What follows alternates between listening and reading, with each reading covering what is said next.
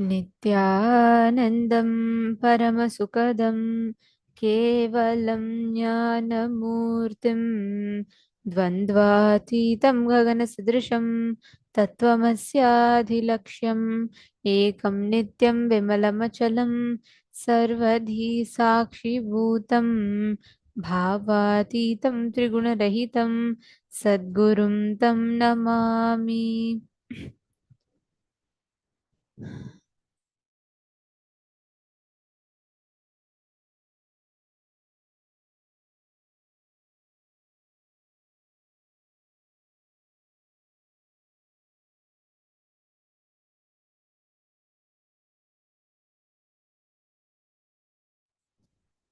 Nithyanandam, we welcome all the participants, every one of you for the program today.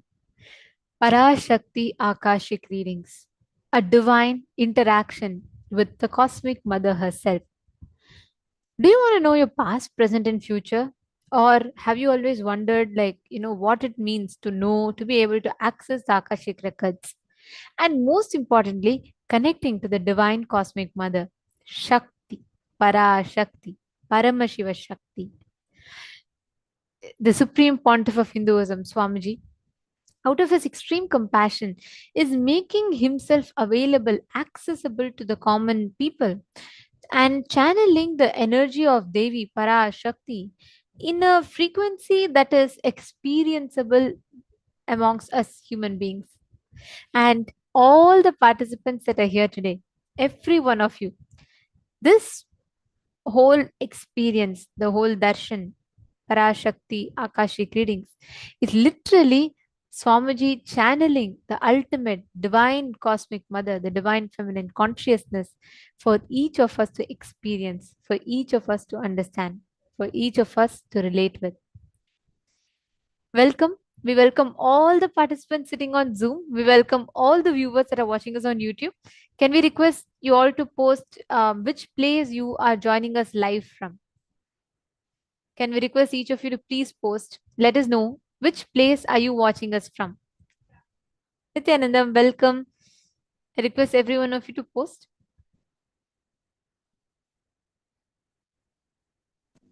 How are each of you doing? And I know yesterday all of us were showered at the powerful blessings of Parameshwari, Parashakti, Devi herself. And I really loved the boon she gave. She said, I'm here not to give you strategies, not to give you advice, but I'm here only to give boons. And she showered all of us with such immense grace. Literally, I know so many of you had also shared this, that we could just not take our eyes off the screen. Such a powerful blessing. How was your experience in that powerful Akashic reading that we had yesterday with Devi herself? Please take a moment and please share that with us.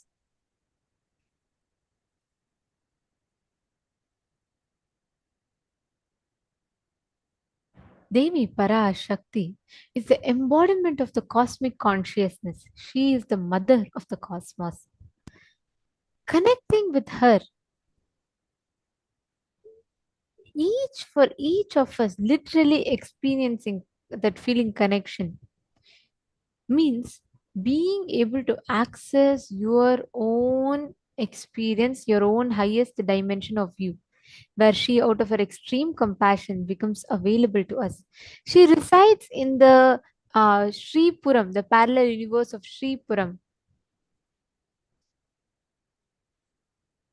So, all of you that are here, we welcome every one of you to join, sit through the program. We're going to be learning a lot of beautiful in today's preparation. We're going to be learning a lot of beautiful things, understanding about what is Devi and how, in which plane it exists. Devi Parashakti is the cosmic mother, the divine feminine consciousness. She manifests as Paramashiva Shakti, declaring to universe the supreme truth of how Devi exists, how life happens, how creation, Shakti happens. So, all the viewers that are joining us. Yes, if you're all, how many of you are eager and excited and looking forward to today's darshan? Yesterday, just to see that form of Devi was so beautiful. How It many of was so you? surreal. Like for me, Absolutely. I was like, from the moment Devi appeared on the screen, I just could not move away from the screen even for a second. It was so powerful, extremely graceful, most graceful, serene, yet so powerful. Absolute serenity, extreme divinity, and so powerful. I know literally so many of you had also had a very similar experience, and yesterday's darshan was just wow. I request each of you to share with us how was it for you? What was your experience? And Parashakti also blessed us, saying, till the next time she gives us a darshan, she's going to be residing in all of our spiritual hearts, which is this Anandagandha region. Below our heart center and above our navel center, this region is called as the Anandagandha region. And yesterday, Parashakti had blessed all of us with the boon, saying that she herself, in that very graceful form that we all had the darshan of her yesterday, she is going to be residing in each one of us and continuously being with us and guiding us. How many of you enjoyed it yesterday? Take a moment and please share with us. Okay, we have more participants who joined. Nithyanandam, Ma Bhakti Vasyananda, Ma Sanghavasini, Nithyanand to everyone that's here. We have Faith Jepkoir, Nithyanandam. Faith, nice to have you here, Nithyanandam. And I see many of you, all the viewers that are watching us, you all can interact with us in the comment section. Don't forget to drop comments below in the comment section, and you can ask your questions, you can ask your doubts, you can share your experiences, and we can prepare together to receive Devi Parashakti. So let's get started. The very first, we're going to start this preparation for today. See, we are going to be having the live Parashakti Akashic reading happening today directly by Swamiji. Like yesterday, oh my God, it was just a different frequency altogether. We are going to be witnessing the darshan today also, and we are going to be preparing ourselves for today's darshan. Now, let's get started at the very first session on Sri Puram. This is the abode. See, how many of you here have heard about the existence of parallel universes? I mean, it sounds so, if you're someone new, it would really sound weird, maybe even weird for you.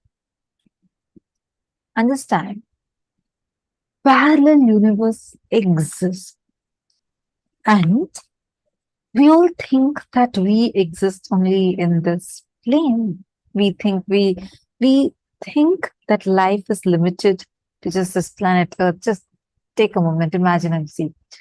Even if you try zooming out, our planet Earth, okay, it's part of one of the planets in our solar system. And like this, there are thousands of solar systems where there's a star and there are planets revolving the star and tons of moons together forming the entire Milky Way galaxy. Already we have become insignificant in this. And like the Milky Way galaxy, there are thousands of galaxies just in our visible universe itself. So, this humongous universe that exists, do you really think that only life is only possible in this tiny place called Earth compared to this marvelous, magnificent universe? We might be skeptical about it, but let me tell you something. The advancement in the modern technology, the science and technology, is only proving more and more how our thousands of years old ancient texts from Hinduism are true. In Sanatana Hindu Dharma, there is a very clear revelation, like if you refer to the Mrigendra Agama, clear revelation is there about where exactly is the Bhuloka. Bhuloka plane is not just the plane that we see as planet Earth. Bhugol is different, Bhuloka is different, Bhumandala is different. The Bhuloka plane is the plane where the entire known universe for us, not just limited to our planets, solar system, and galaxy, whatever, even what you know as Big Bang, black hole, everything put together is only Bhuloka. About this, there are totally 7 lokas up, 7 lokas down. So these all together is called as the 14 lokas.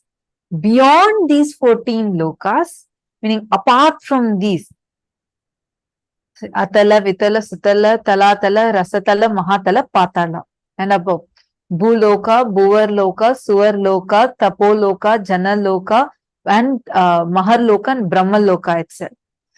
Above all of these, we have Shripuram, Vaikunta, Kailasa, and Mahakailasa. And each of these lokas are governed by different beings. If you see the lower lokas, there are snakes, asuras, in Patala. Same way, if you go to the higher lokas, there are devatas, there are super conscious mutants in each of these planes. Shripuram is the residence of Devi Parashakti. It is in Shripuram that Devi resides, all her avatars reside. So let us now learn about this Shripuram. What is Shripuram? The space of Devi Parashakti.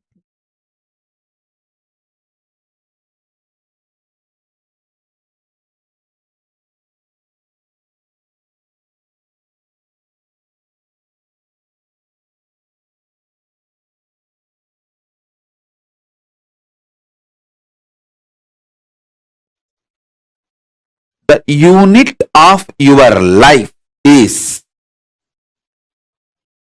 your identification about you, how you perceive you, is the unit with which you measure whole universe. If you identify yourself as a joyful person, you measure the whole universe with that unit. If you identify yourself as a rich person, you measure the whole universe with that unit. If you identify yourself as a poor person, you measure the whole universe with that unit. How you assert yourself is the unit with which you measure universe. That's the way you live. That is your responsibility. That is your existence. Now I'll give you simple understandings, few understandings. Listen.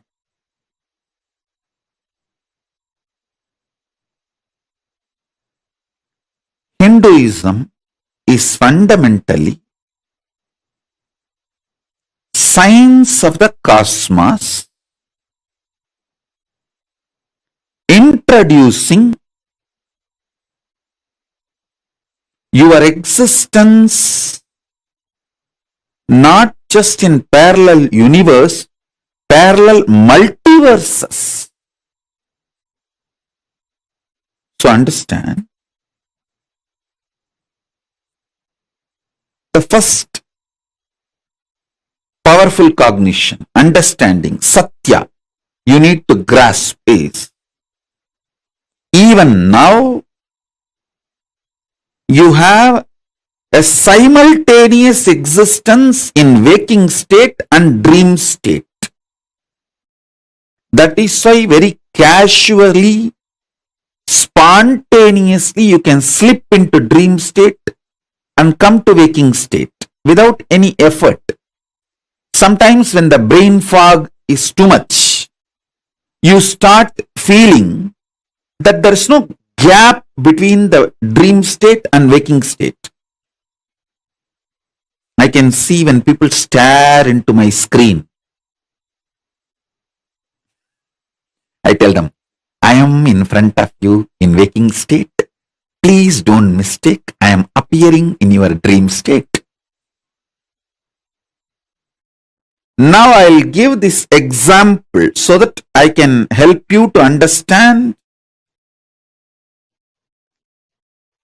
how you can face yourself in the multiverses, parallel multiverses.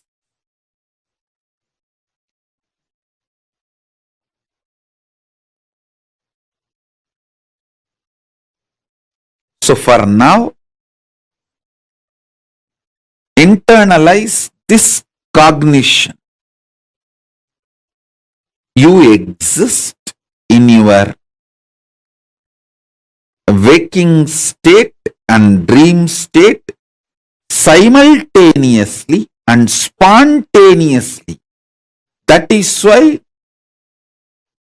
without any difficulty you can just slip into that state, that body, that self, and come back to this state, this body, this self.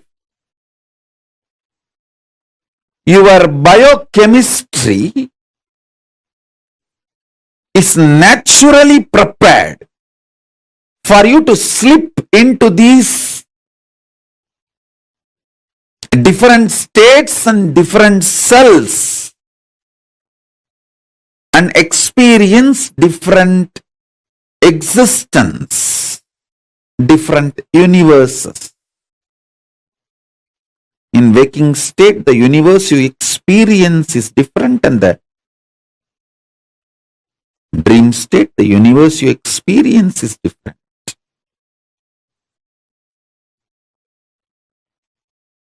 So with this understanding, expand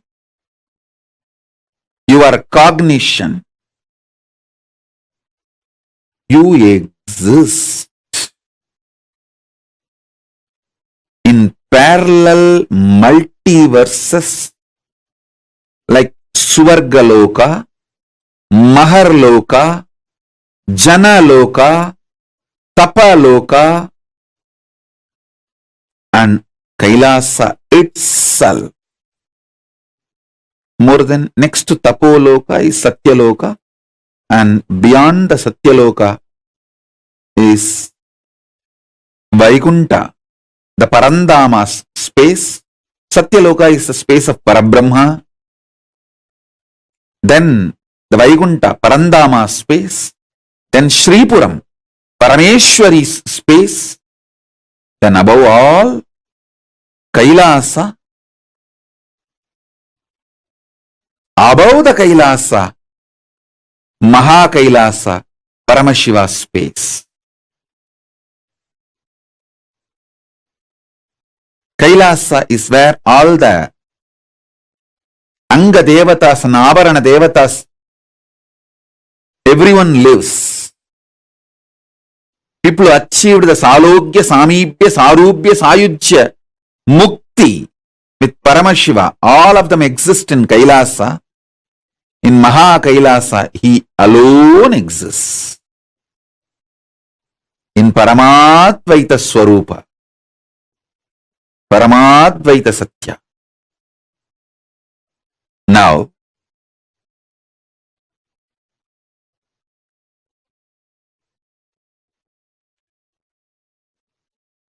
if you understand and start facing yourself in the parallel universes, parallel multiverses, first thing will happen to you is you will understand the whole cosmology and cosmos logical. The logic of the cosmos. Logic of the cosmos is natural law of life, dharma. Listen. If you understand the logic of the cosmos,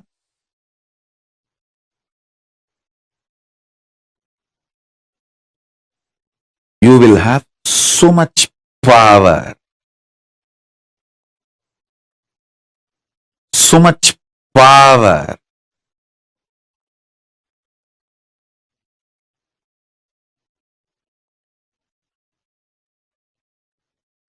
your DNA will be just empowered, fully awakened. Listen, fully awakened.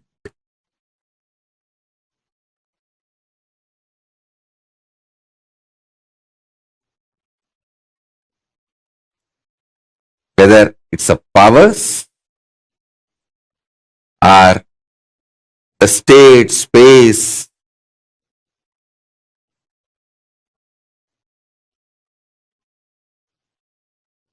listen intensely, whether the state, space, powers of Paramashiva or Paramashivatva itself. Your DNA, your biochemistry is capable of spontaneously, simultaneously slipping into the parallel universe, parallel multiverses, and face yourself. Please understand how spontaneously your biochemistry is capable of giving you the experience of the dream state and waking state. Same way your DNA, the awakened DNA through initiation. Once your DNA is awakened through initiation, its biochemistry, its bioenergy is capable of giving you spontaneous, simultaneous experience of yourself in higher lokas.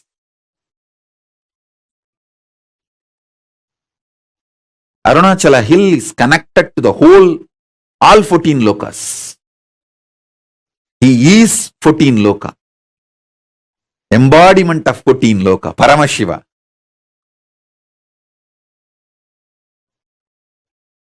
All 14 lokas are within him. Arunachala has the address in all 14 lokas.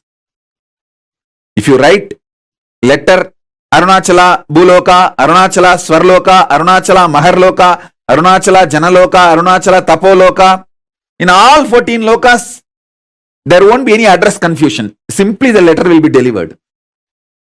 Because in all 14 lokas he exists. And more.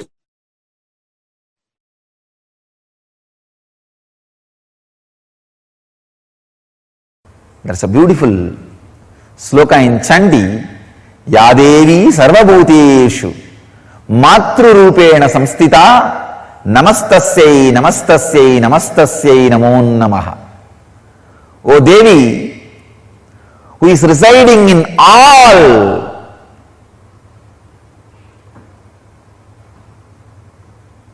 beings, bhuteshu, even the beings word is not a complete translation, whatever exists, sarvabhuteshu matrurupena samstita, in the form of ultimate creativity, mother, matrurupena samstita, who is residing, namastasyai namastasyai namastasyai namo namaha. I bow down, I bow down, I bow down, I surrender. It's amazing stotra. The Vedic tradition, there are two literature, 700 slokas, which can directly give you to enlightenment, lead you to moksha. One 700 sloka is philosophy, Bhagavad Gita. The other 700 sloka is technique, Chandi, Sabdasati, which can directly lead you to enlightenment just by reciting. Nothing else need to be done. See, Bhagavad Gita is linguistic importance. Understand, try to practice. Chandi is phonetic importance. Just reciting. Nothing else. Just reciting. It can lead you to enlightenment. I tell you, there is no enlightened being on the planet Earth without worshipping the sacred feminine, including me. I am basically a Sakta. I myself followed Devi worship from the beginning. If you see my biography and all the deities I carved, the darshan I had, all mother based, the Devi based.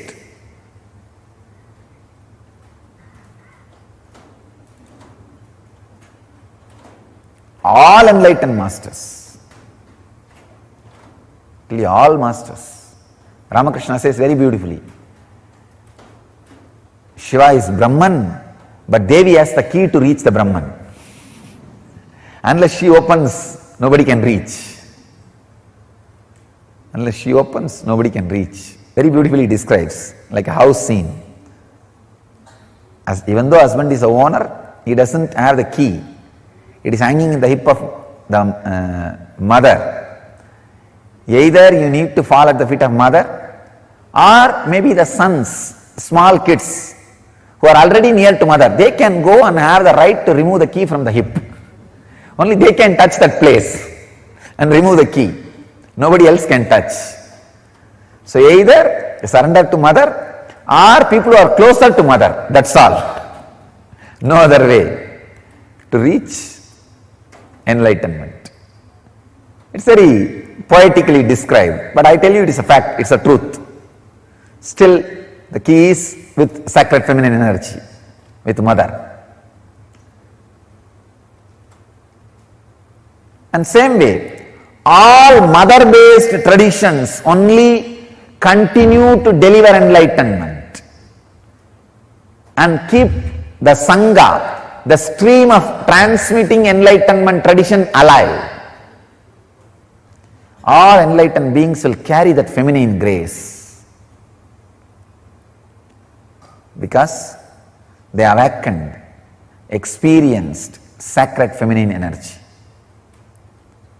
So,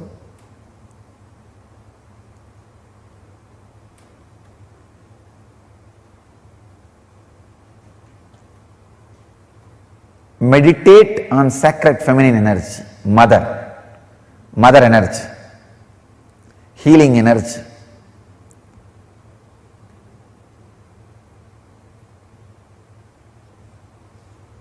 It can be a very powerful process, very beautiful meditation technique. I can give you these two as a technique. One, remember constantly you are Devi, cosmic mother, and recite whenever you can the sounds of sacred Chandi, the 700 verses. These two can do a big transformation in you, awaken the sacred feminine.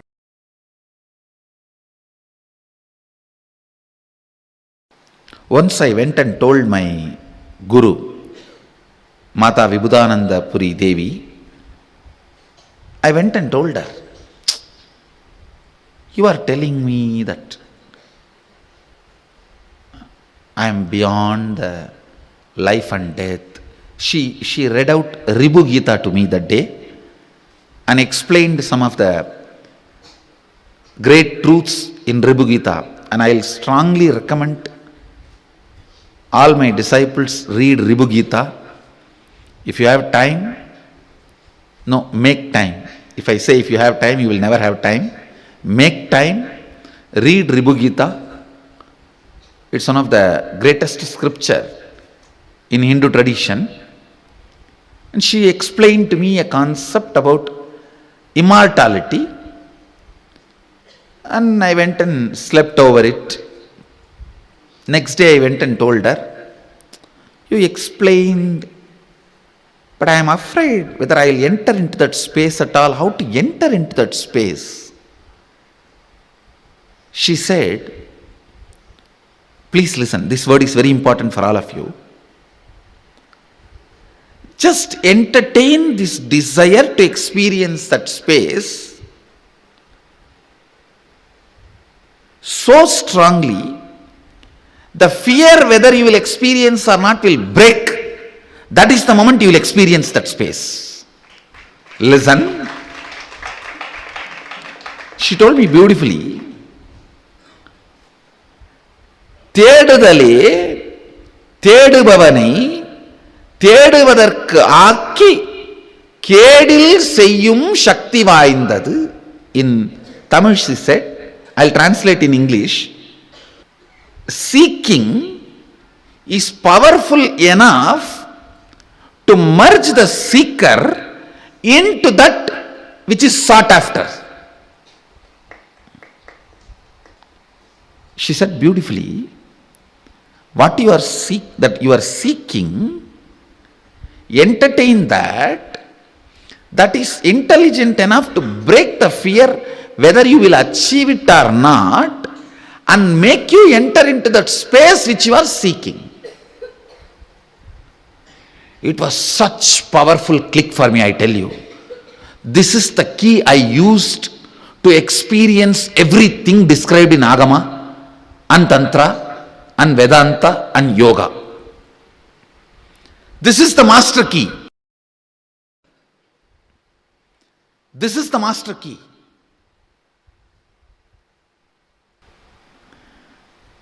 If something clicks with you the moment your master utters, your heart is waiting for the truth. Understand? Your being was waiting for the truth.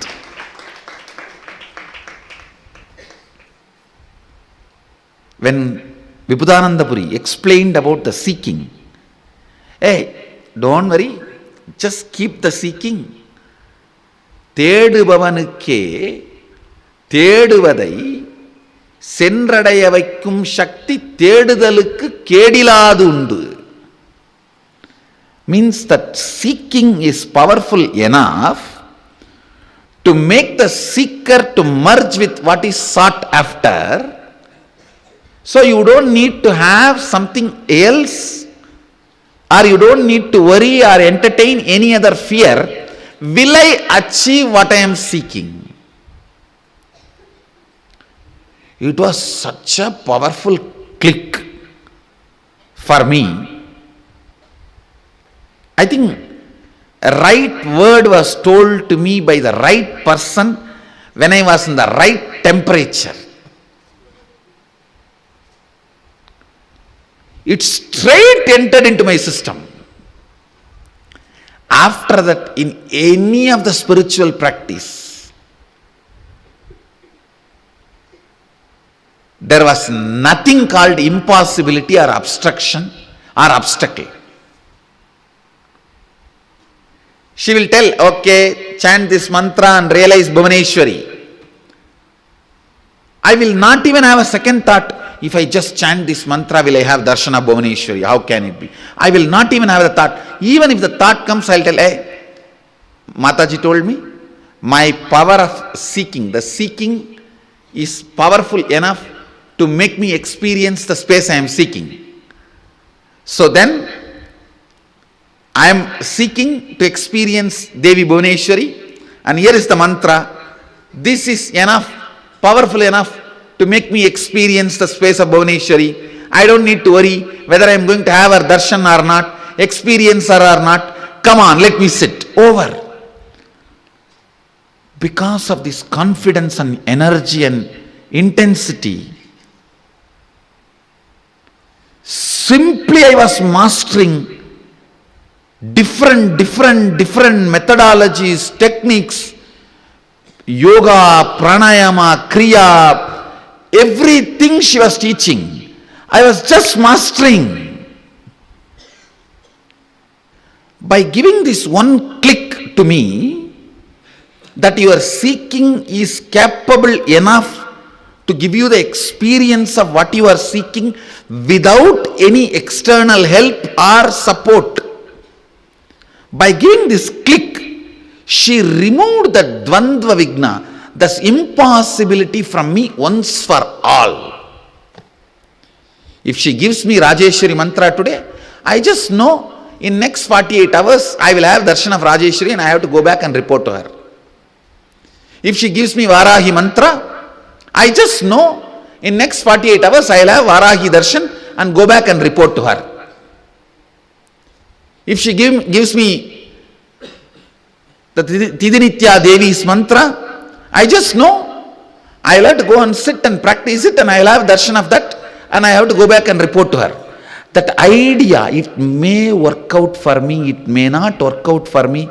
The impossibility, whether it is going to happen it for me or not, that she broke. See, when that is taken away, so much of excitement and joy, that very excitement makes the whole path very short. Path is long only when you create hurdles by the self, by yourself. Path is always short when you create only excitement. Only when you produce excitement, path is always short. Understand? Out of the food you ate, if you produce only energy, life is always exciting. But if you start producing gas, life is always tiring. The same thing. Out of your thought current, if you produce only energy, excitement, sadhana is always great, exciting, enjoying, beautiful. But out of the same thought current, if you produce again and again impossibility, SDHD, spiritual practice is tiresome. Who knows what is happening? Who knows what is true, what is wrong, what is right? Will I have it? Will I get it? Or maybe it worked for him in those days when his body was without toxins. Now, who knows, my body is full of toxin, and will the same process work for me? You will have 1,000 stupid questions to make you strongly believe it is not possible, at least for you. That is what I call Dvandva Vigna. The second day, over, break up. If you fought with your girlfriend and did not pick up her calls one night, 40 times she broke up with you, and 41 times she has come back to you. If she is too emotional, 80 times. If you are smiling, it is clicking with you. Understand? No, really.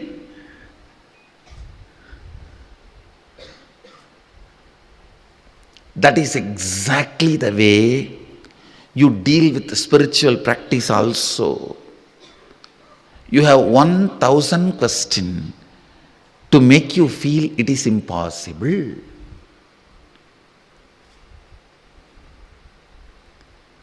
At least within 3-4 days you are convinced, if it is not second day or third day.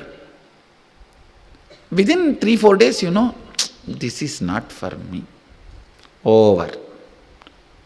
I tell you, liberating me from the Dvandva Vigna mental setup is the greatest thing my Guru has done to me. With this one click, listen, I am not asking you to get depressed by thinking about death. I am not interested in taking away your confidence, which you carry that you are going to exist forever. I am not interested in taking away that confidence. And the confidence is not false. That's the good news. Yes, you are going to exist eternally, but please decide to associate yourself with that permanently. It is like just by having the fish smell, you imagine you ate fish. Just by having the confidence, which is the smell of the eternal consciousness, you start deluding yourself, you experience that eternal consciousness. That is what I am telling you. Smell is not eating. Please listen. Sometime, if you are planning to eat just for the sake of taste, not because of hunger, even if you enjoy the smell of the hotel, you will feel like you ate already. You won't feel like eating. If you are not really feeling hungry, but you decide to eat just for the sake of taste, or you saw the photographs of that food in the hoarding, in the poster, if you just decide to eat for the sake of taste or for the sake of the way the food looks, even if you enjoy the smell sitting in the hotel for a few minutes, you won't feel like eating, you will be full. Same way, if you are superficially looking into you, what is death, all that, even the smell of your consciousness, which is confidence. Let me explain. It's a very subtle point I am trying to explain. Listen. There is part of you which never dies, which is eternally alive. Your consciousness, your bioenergy. There is part of you which dies. Unfortunately, you associate yourself with which dies, but you draw confidence from which does not die. It is like just by smelling the food, you feel you ate and you are fulfilled. Smell can never fill your stomach. Listen, only if you eat, it can fill your stomach. Same way, just the confidence of bioenergy, you are never going to die, will not make you enlightened, solve the issue once for all. The confidence of your bioenergy, you are never going to die, will be there till your nail gets broken or you face a small fracture. A hairline crack is enough to take away your confidence that you are eternal, you are not going to die. Please listen. You are eternal, you are not going to die. That confidence is only the smell of your bioenergy, not experience of your bioenergy.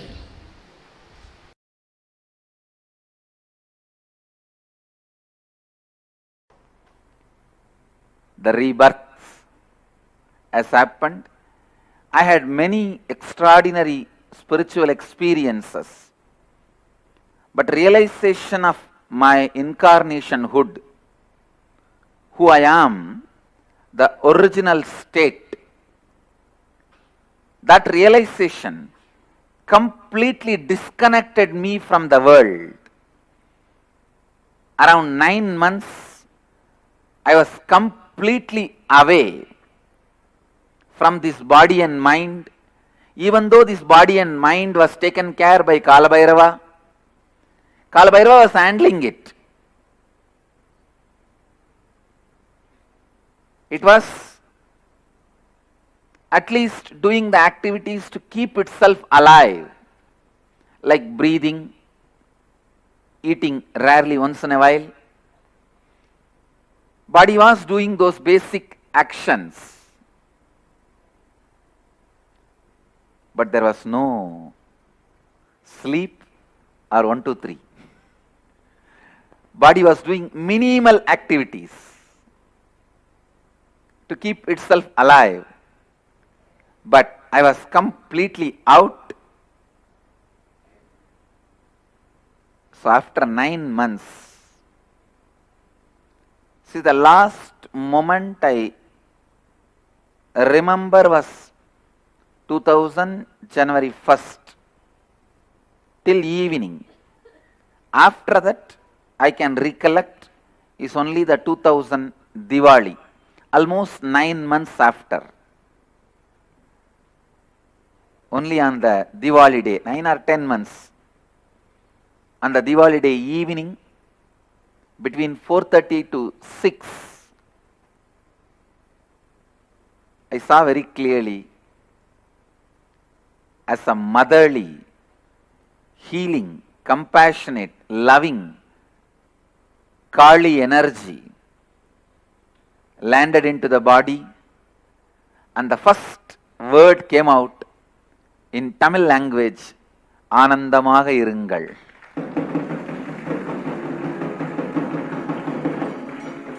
The after almost 9 to 10 months gap, that was the first word, just like a cracker, explosion, it came out. After that, a few words have started getting formed, then few sounds, then the coherent expression of words started happening. I think by next April, means 2001 April, the free coherent speech has started. So, Diwali is the auspicious day Mother Kali gave rebirth to this body, and this is the day the world was blessed with that beautiful blessing, be blissful.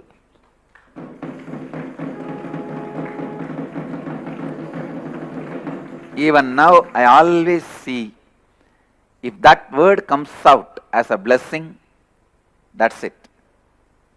Whatever the person is asking, such a strong space is created as a blessing for that person, and I can say it's a real tatastu. It happened.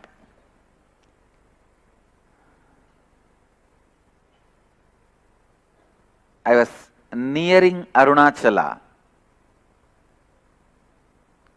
So I was staying in a place near Kanchipuram. I was able to move my hands and legs little coherently. So the body was going in a bus, the public transport, to Arunachala. Please understand, all this without any words inside. Just the vague memory only I have. Kalbhairava was moving the body. Maybe the eyes saw Arunachala from the distance in the bus. Bus has entered the Arunachala's energy field.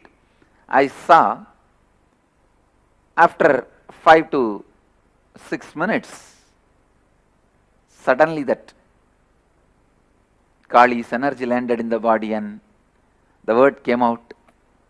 I can say that is the rebirth.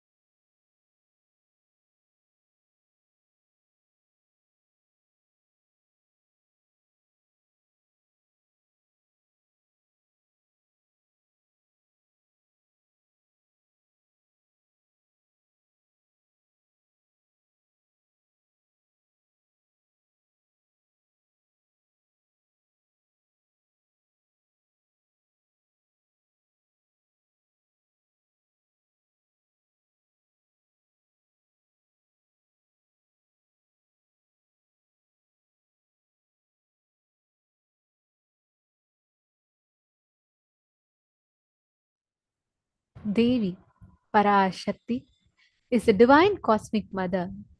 She exists in Shripuram plane of existence, radiating continuously, being available to humanity, being accessible to humanity.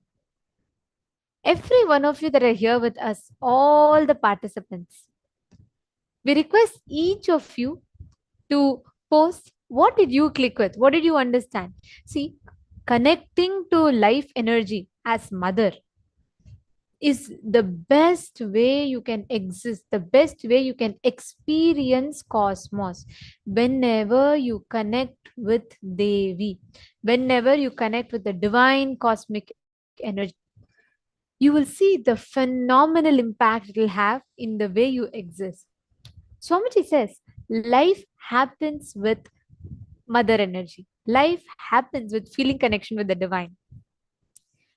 Now, there are so many of you watching us on YouTube.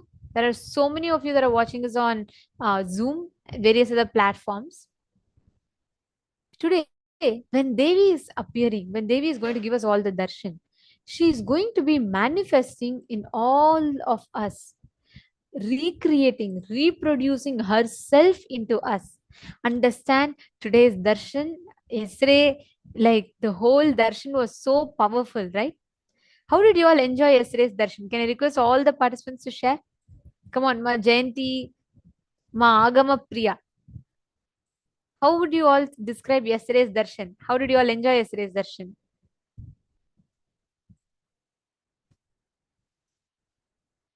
Can I request all of you to post in the chat? Ma Bhovati, Ma Virupaksha. So many of you had posted yesterday about how you were so intensely experiencing the presence of the divine cosmic mother. Just by seeing Devi, you felt that intense manifestation happening. The Devi Puranam, the very beautifully describes, Devi Bhagavata Purana describes, when Devi generates, she becomes the energy that pervades the whole universe. She fills in everyone.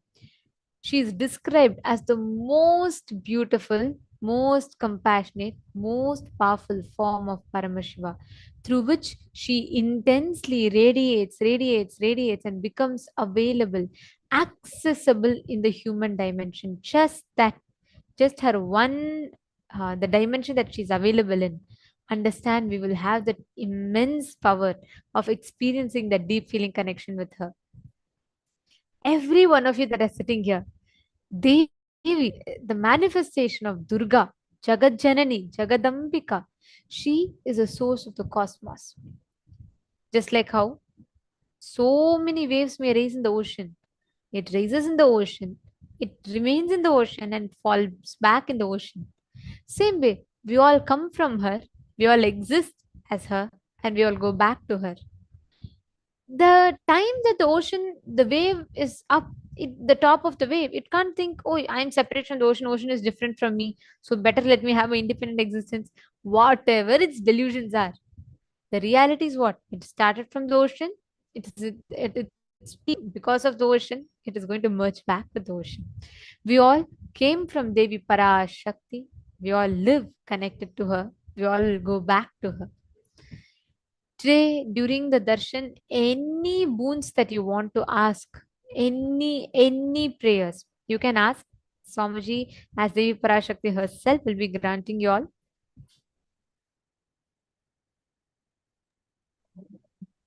Whatever you need, whatever you want in life. Actually, every time, even you just act like putting in effort, Parashakti just rushes and comes towards you. And she fulfills you, she overflows through you, and she manifests abundantly for you.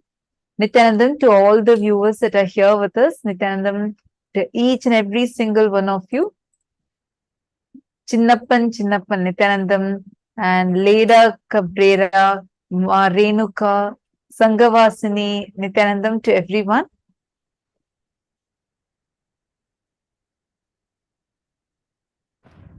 one of the important aspects of darshan. When you see Devi Parashakti, understand in Hinduism, anything to do with connecting with life, anything to which we need to add sacredness, we always call it as mother. Think about it. For example, if we wanted to make water sacred, we call it as Ganga Mata, Ganga Maya. To make to make cows sacred, we call her as Go Mata. To make food sacred, we worship that as Annapurani Devi. To make earth sacred, we worship as Bhuma Devi. To make knowledge sacred, we worship her as Saraswati. To make power sacred, we worship her as Durga. To make wealth sacred, we worship her as Lakshmi. Anything to which you want to make it sacred, to connect to that through mother energy. Hinduism is based on mother worship. Let us listen and learn about it.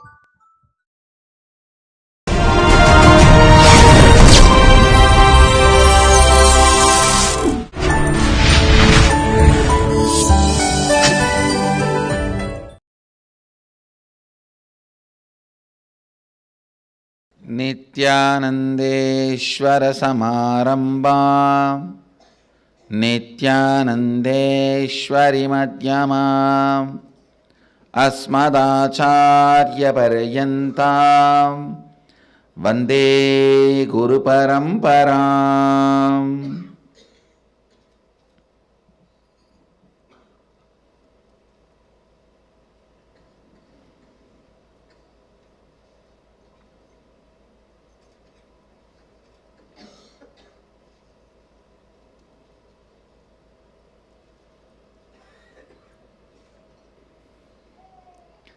I welcome all the devotees, disciples, Samajis, Satsangis, Shri Mahants, Mahants, Tanedar Kotari, owners of Sarvanyapita, visitors, viewers, everyone sitting with us through Nithyananda TV, Sadhana TV, Ara TV, Nakshatra TV, and two-way video conferencing, having Nayana Diksha all over the world.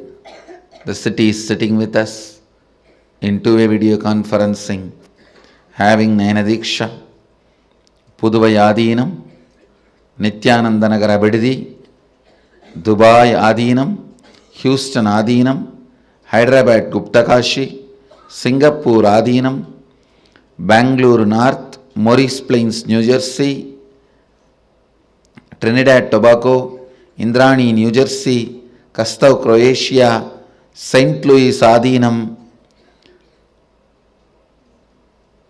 Dakota Dunes, Ponca City, Oklahoma, Dublin, Ohio, San Jose Adinam, Kuala Lumpur Adinam, Toronto Adinam, Philadelphia, Oman Adinam, Montclair, Vancouver, Redmond, Washington, China, Oklahoma Adinam, Ohio Adinam, New Zealand Adinam, Los Angeles Adinam, Guadalupe Adinam, Seattle Adinam, and more cities are joining. I welcome all of you with my love and respects.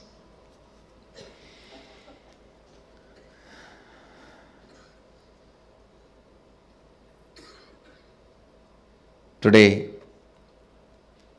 the second day of Navaratri and first day of Venkateshwara Brahmotsavam, Devi Rajarajeshwari is gracing with Lakshmi and Parvati, and Venkateshwara is gracing with Sridevi and Bhudevi.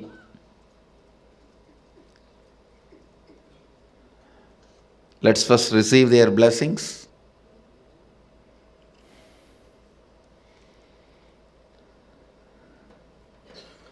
Navaratri is happening in all our temples, ashrams, sangha all over the world, in all centers, mandirs, temples and adinams. I'll expand few words on motherhoodship. Please understand, first and foremost relationship is mother. Ability to learn, even idea to relate starts with mother. How to relate starts with mother. Understand? Your idea to relate, your ability to relate starts with mother. Mother's contribution in your life, either by doing some things or by not doing some things. Please understand, even if she was not there in your life, the impact of that remains forever.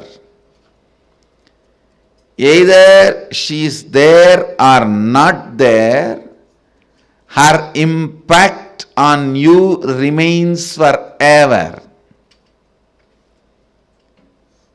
If she was there, if she is there in a positive way, if she was not there,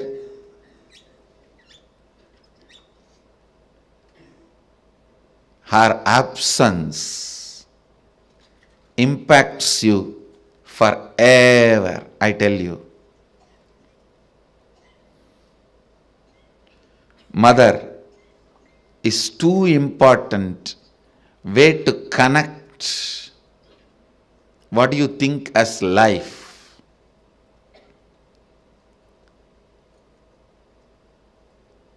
In Vedic tradition, our rishis were aware. Your ability to connect with the mother should be directed to cosmos. It should inspire.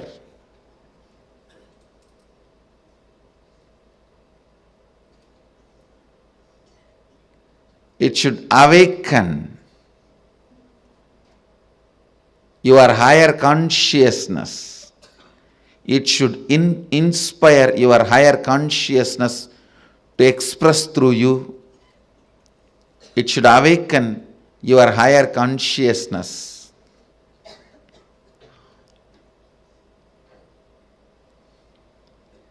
Connecting with life as mother is the most sweetest, most beautiful, most easiest form to ever connect.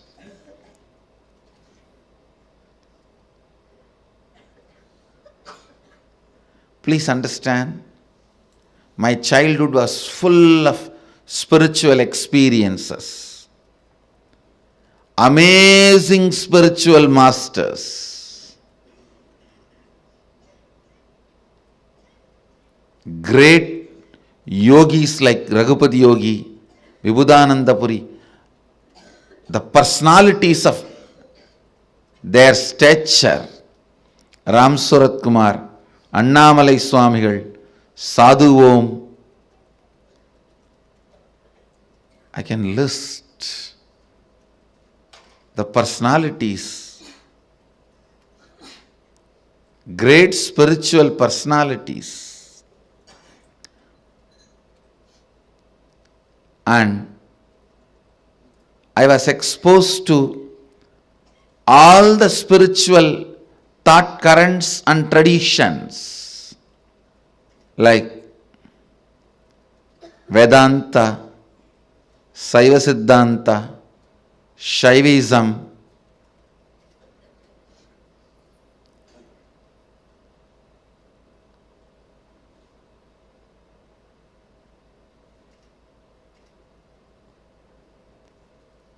even the thought currents of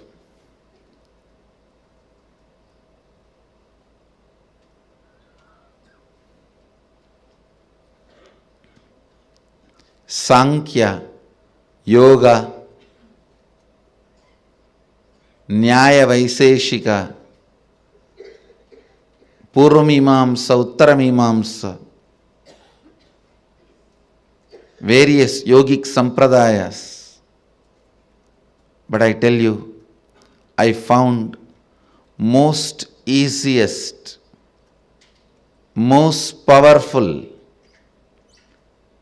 most inspiring, most exciting way to connect with life as the form of mother. It's mother worship. I myself chose after being exposed to so many spiritual masters, experiences, and philosophies. I tell you, if you want tremendous peace and healing in your inner space, choose mother worship.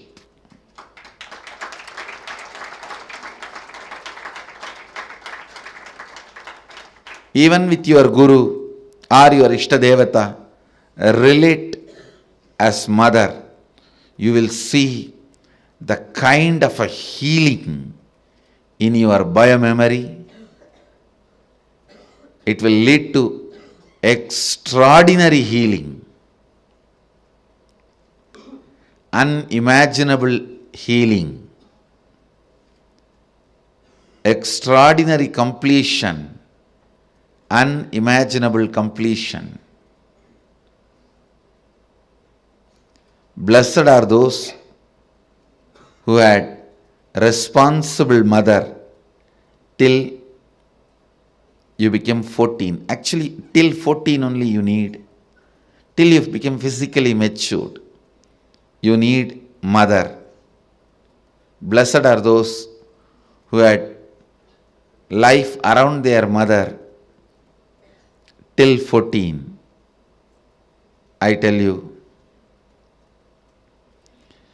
till 14, if you had mother living around you, living with you, then you know how to connect with mother. You don't need a separate lesson. Connect with the divine the same way.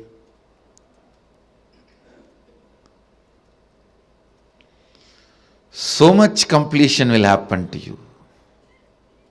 So much means really, really so much, I tell you.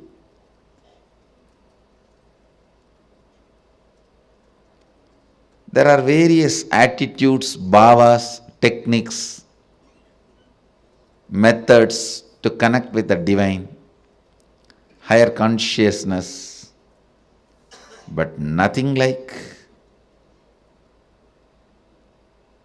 the Matrubhava, connecting with a mother.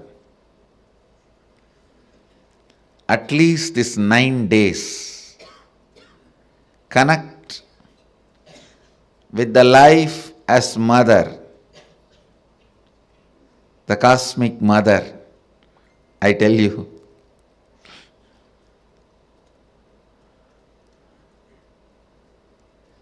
then you will understand you will never be same again after these 9 nights. These 9 nights, not only you will wake up, you will be awakened.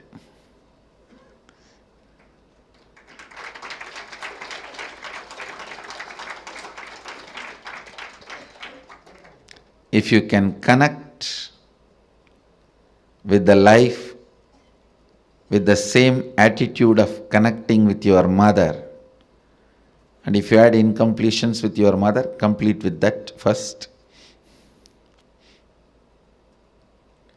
And connect with the cosmos, the cosmic mother.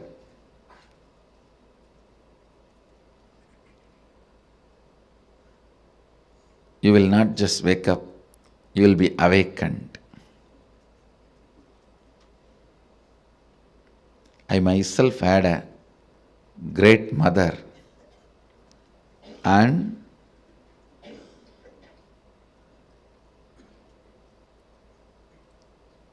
amazing connection with life in the form of mother.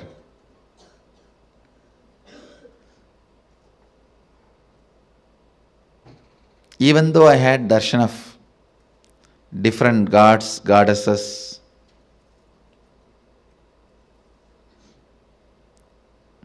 Mahadeva himself in the form of Arunagiri Yogeshwara,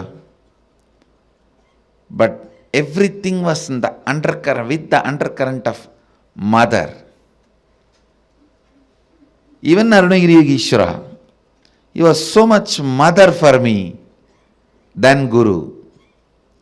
Even Raghupati Yogi, a old yogi, so much of motherliness I experienced with him than his Gurugiri, than him being a Guru. I tell you, of course, Mata Vibhudananda Puri, she is a woman, an elderly woman.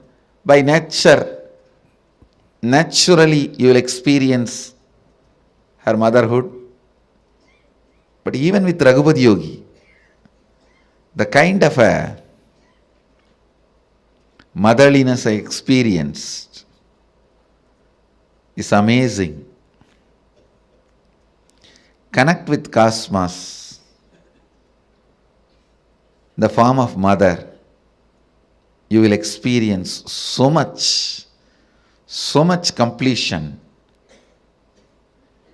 so much motherliness in everything.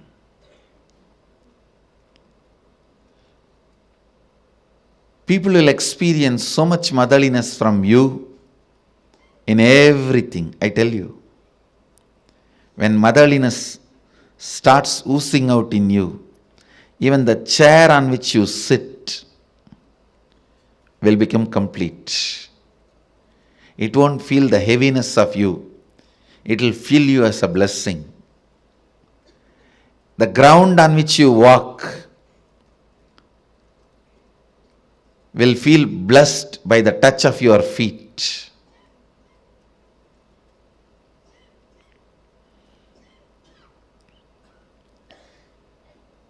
The air you breathe will be blessed. People whom you see with your eyes will experience that love and compassion. I tell you, nothing can be compared to receiving the love of motherliness and sharing, radiating the love of motherliness. If you can't radiate, receive and radiate, whoever you may be, you waste your life. You are missing one of the major dimensions of your life. Whether you relate with your Guru or your God, it can be any God, Shiva, Vishnu, Parvati, Durga, Kali, Ganesha, Subramanya, any God. If you can relate with the tremendous motherliness, if you can perceive motherliness from your God and Guru and radiate that motherliness to the people around you, you have succeeded in the game of completion. You will bring so much completion into you and to others. So much completion into you and to others. My Navaratri message to all of you: connect with the whole world as you connect with your mother.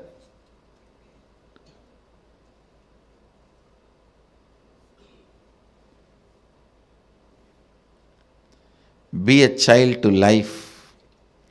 Be a mother to people you are giving life. Be a child to the life to receive life in you.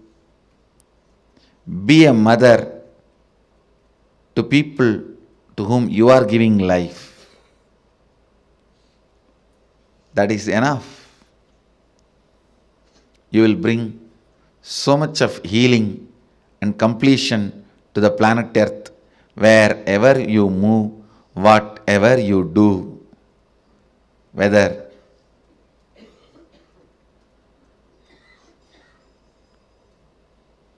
you are a professional, engineer, lawyer, doctor, politician, political leader, celebrity, spiritual leader, whatever you may be doing, motherliness completes you and others. Today I wanted the Vakyartha Sadas to be done on connecting with life as mother. Being a child to life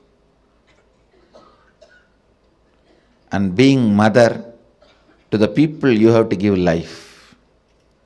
Being a child and being a mother.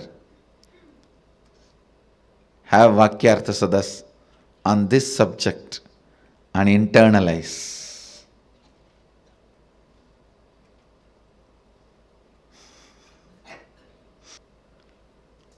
With this, I bless you all.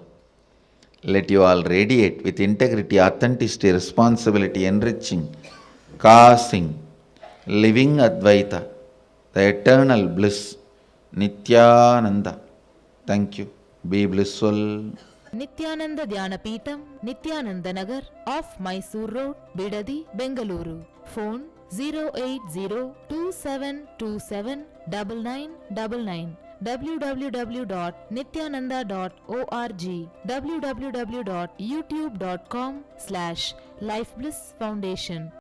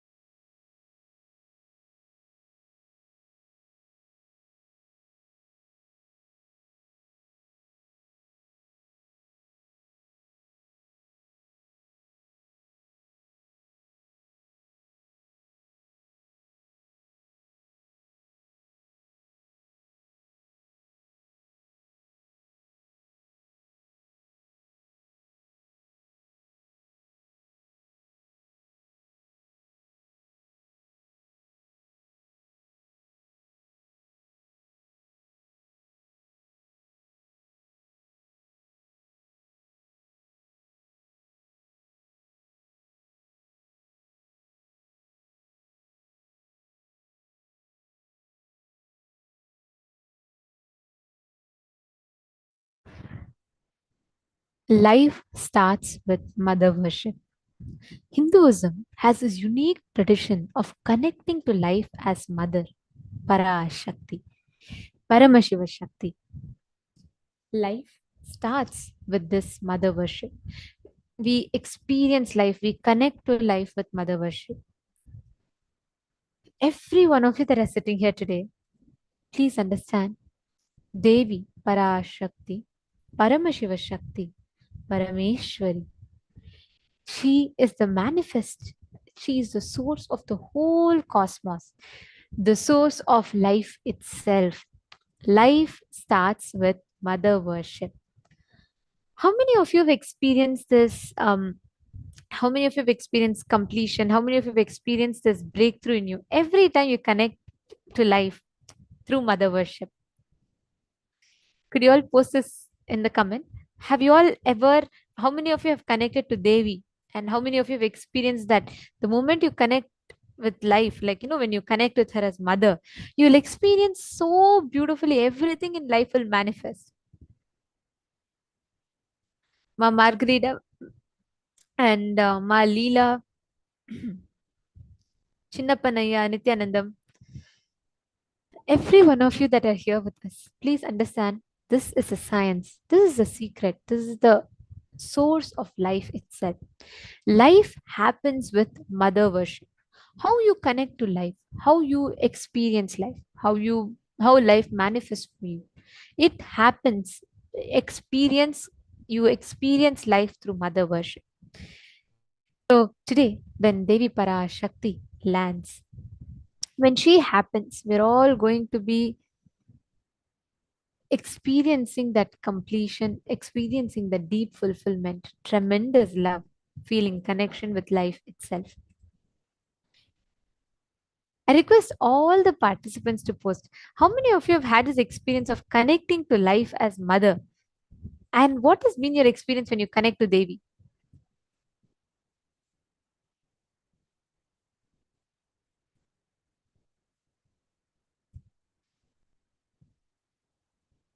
Ma Prematavasi saying it was divinely sweet, and Ma Maha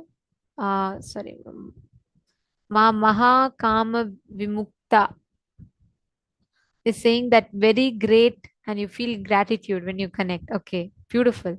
See, understand, mother worship is a source, the way you can connect to life, because mother energy is a source.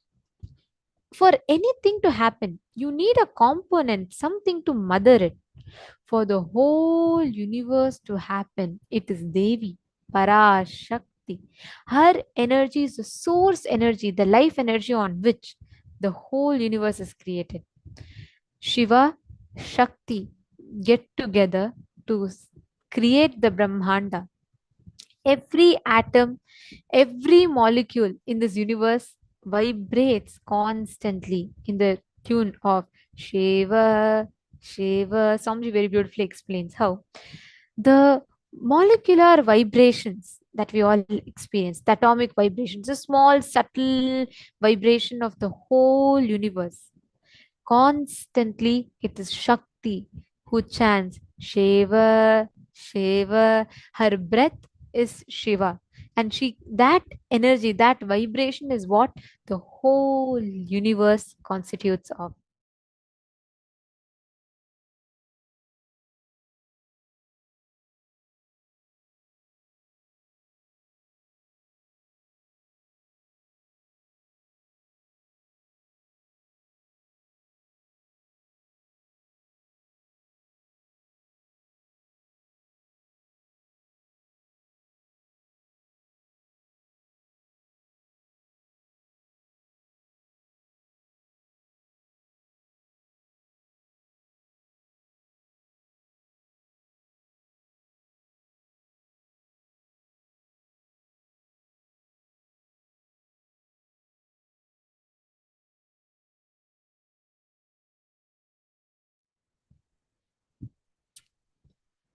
Life happens through mother worship. Now, whenever we have the darshan of Devi, right? We literally experience the awakening of the Kundalini Shakti in us. Understand? Whenever you connect to Parashakti, Paramashiva Shakti, you experience life happening through the ultimate awakening of Kundalini energy, the Kundalini Shakti in you. Today, during the darshan, all of us are going to be receiving the energy, initiation, and blessings directly from Devi Parashakthi Parashakti Jagat. During the darshan, any questions you want regarding your past, present, future, either of yourself or of the whole humanity, you can ask all of this to Devi Parashakti. All questions, like Devi beautifully told yesterday. She is not here to give strategies. She's not here to give advice. She's not here to give jnana. She is here to directly grant you the boons. She is here directly to manifest the reality that you want. She is here to shower us with enlightenment itself. Now, what is the science of darshan? It is very important that we understand how Bhava Samadhi darshan works. When we say Bhava darshan, when we say Bhava Samadhi darshan, what exactly does that mean? The very word Bhava Samadhi has a deep significance, a tremendous significance. Understand, whenever you connect to Devi, the divine cosmic mother, she reveals the reality as it is to you, grants you whatever you ask for, that will become reality. That is the exact process that we all experience during the Parashakti Akashic. காளியின் ஆட்டத்தை ஆனந்தத்தை ஆனந்தத்தொடு ஆடிய ஆட்டத்தை கண்டோர் உயிருக்குளெல்லாம் இறங்கி குண்டலினியில் உயிர்ப்பிக்கச் செய்து மாய மனத்தின் இருளை அகற்றி மாயம் அழித்து மங்களம் தந்து குரு பக்தியும் சிவ பக்தியும் பரமசிவ பக்தியும் பரமசிவ சக்தியும் அளிக்கின்றேன். மனமாயை விடுத்து குரு பதத்தை பற்றுங்கள். நித்யானந்தமாய் நிஜாவதாரமாய் வந்துதித்த என்னை பற்றி வாழ்வில் எல்லா நலமும் பெற்றிடுங்கள். ஓம் ஓம் ஓம். யாதுமாகி நின்றாய் காளே.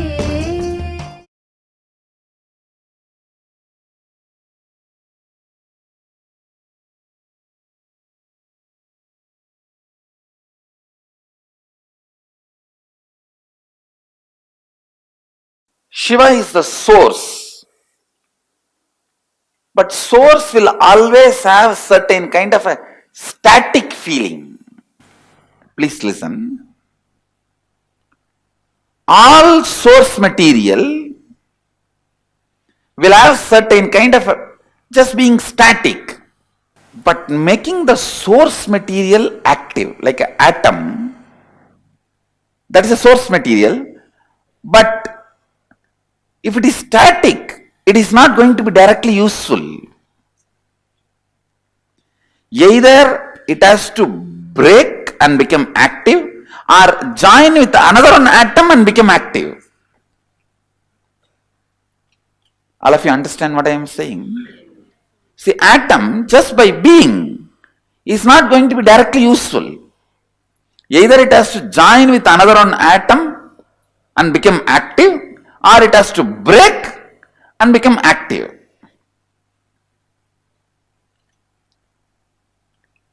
Only when it becomes active, it is directly radiating energy, power, does what we want. See, the source becoming dynamic. You always think leader means who doesn't do anything, just everything everyone does and he makes them all do and he just sits.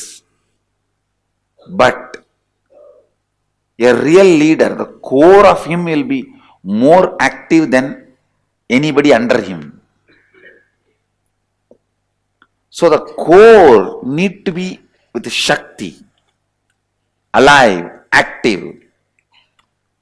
So now you will see that very core becomes active. In a way, only when Shakti enters, Shava becomes Shiva. If Shakti is not there, Shiva is only Shava. See, only when the Devi sits, it becomes Pancha Brahmasana, means where the five gods, Brahma, Vishnu, Rudra, Ishana, Sadashivam, all the five make a seat. When the five God means five activity: creation, maintenance, destruction, putting in people into delusion, and enlightenment, giving enlightenment. This five activity is done by five gods. All these five is the asana, seat for Devi, Shakti. When Shakti sits, it becomes Pancha Brahmasana. All the five become gods. When Devi is not sitting, it is Pancha Predasana, five body. So it is becoming active that brings life.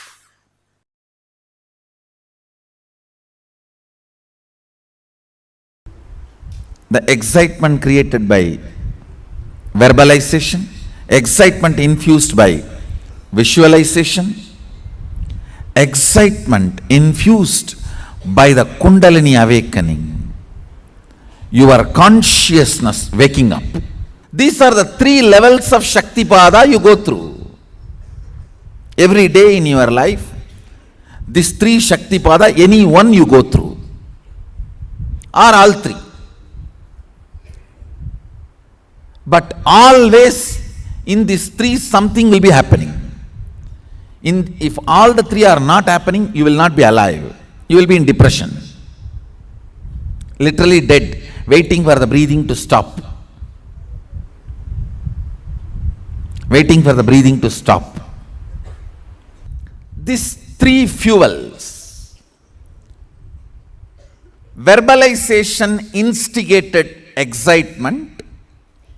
Visualization instigated excitement. Kundalini instigated power. In these three, any one Shaktipada will be always happening in your life. Without all these three, you can't be alive.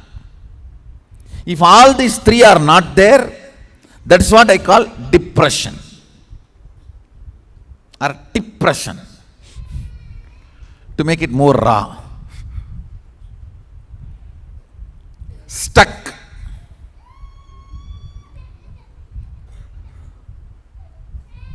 Not knowing what to do, not moving what to do, not flowing with life. Understand?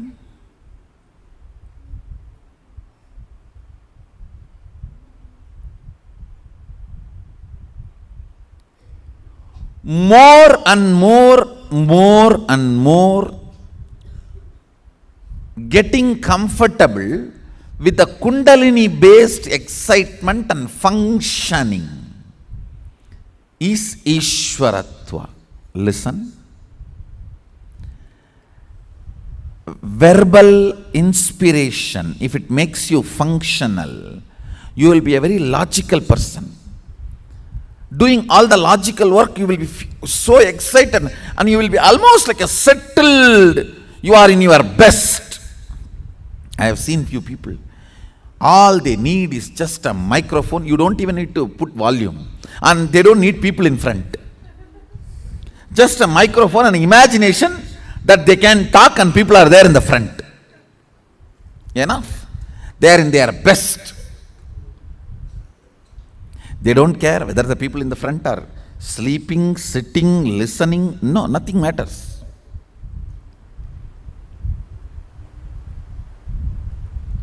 If you are visualization excitement person,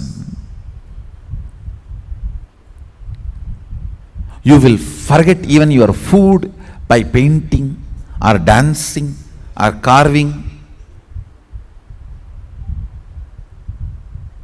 I still remember there was a period in my life just decorating deities I'll forget day and night.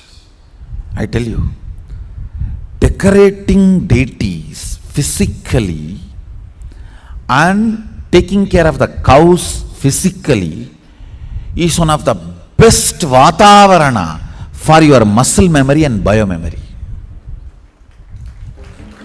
Anybody feels stuck in your life, feeling confused, stuck, confused, don't know what to do, no inspiration.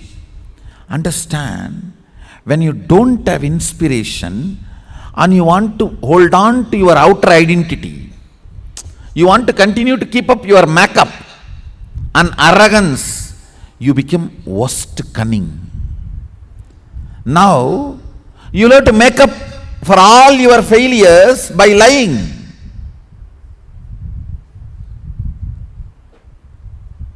That is the worst way of building muscle memory. But I tell you, the best way of building muscle memory and biomemory,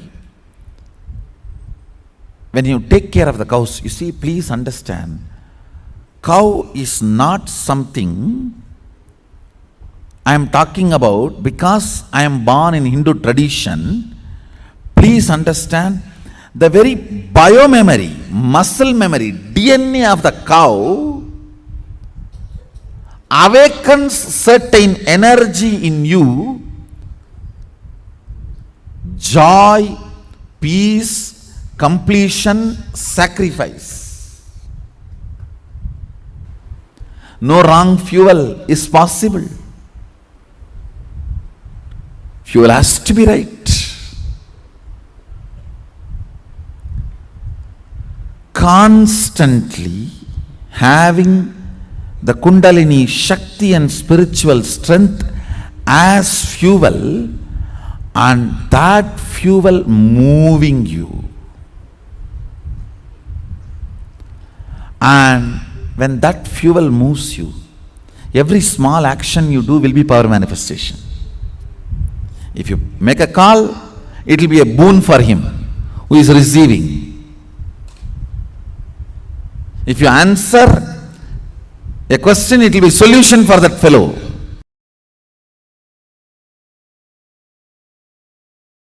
Conscious resources.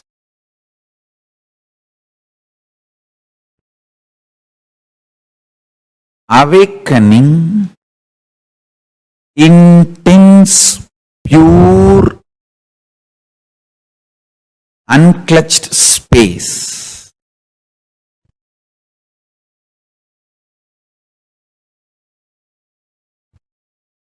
Listen to these two words: conscious resources, awakening, pure, unclutched space. These two supports one another. If you start manifesting power, conscious resource, that inspires you to unclutch. Unclutching makes you experience more conscious resources. More conscious resources makes you more unclutched. Like a Nirahara Samyama is one of the conscious resource. Ability to deal when your stomach is throwing tantrum. I need food, I need pizza, I need burger. Ability to handle your stomach when it throws tantrum is a conscious resource.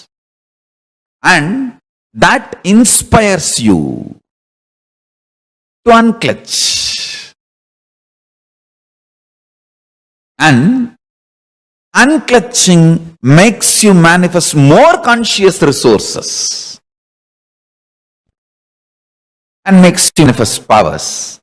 When you manifest power, you know the Kundalini Shakti oozing out from inner space and does wonderful, miraculous things around you.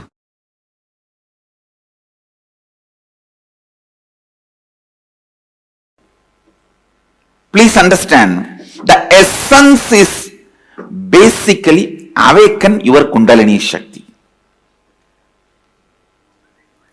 Awaken your Kundalini and raise it to the highest frequency. When the Kundalini moves inside the system, at different areas it experiences different frequency. Raise it to the highest frequency and celebrate the life, enjoy the life as you want with this extraordinary, overflowing, excessive, luxurious life energy. Understand? That's the word I have to use. Only when you are, please understand what I am saying now, even medically verified statement, only if you have an excessive energy, these muscles even expand in smiling. Understand? Otherwise, how people smile, you know?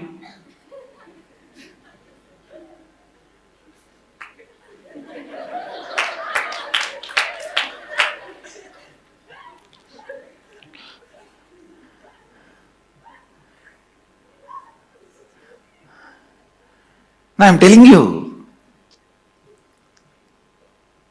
life should be lived with luxury of energy.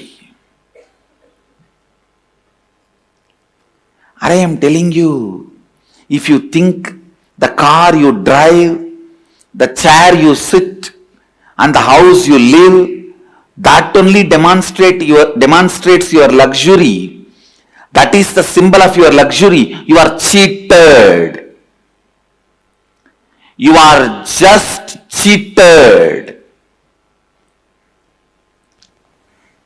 It is the luxurious energy you carried in your stomach, in your heart, in your throat, in your face, in your crown.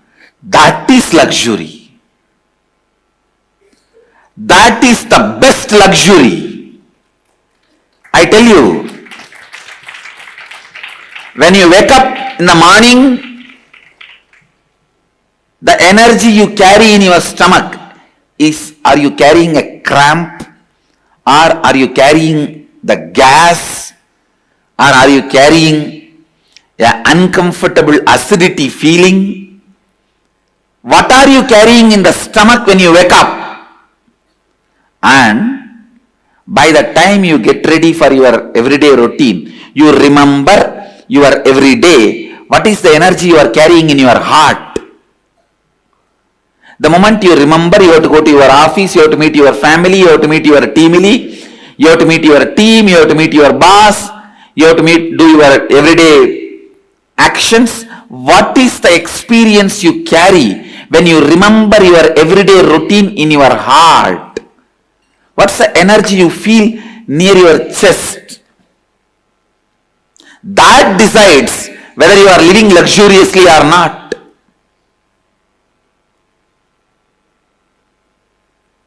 The way you carry yourself, what your shoulders are feeling.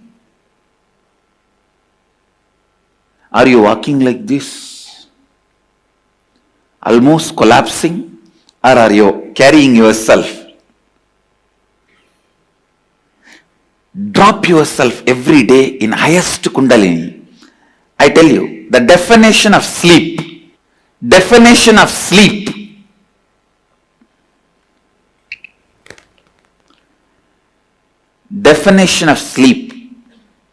you should never feel tired, bored when you close your eyes and rest your body. You should not be feeling restless. Understand? Restlessness means insomnia, sleeplessness. Turning this side, that side, tossing around. Neither you should be exhausted and drop yourself in the bed and fall asleep, nor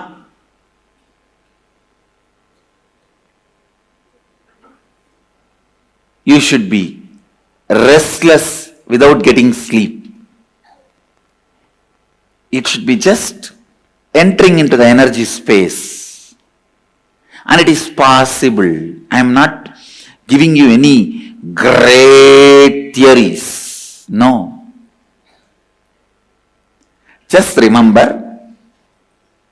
last 10 or 12 hours, the wax with which you made this world, the circus tent with which you opened and running your circus, now wind up the whole thing, melt down the whole wax and drop it into the source and relax.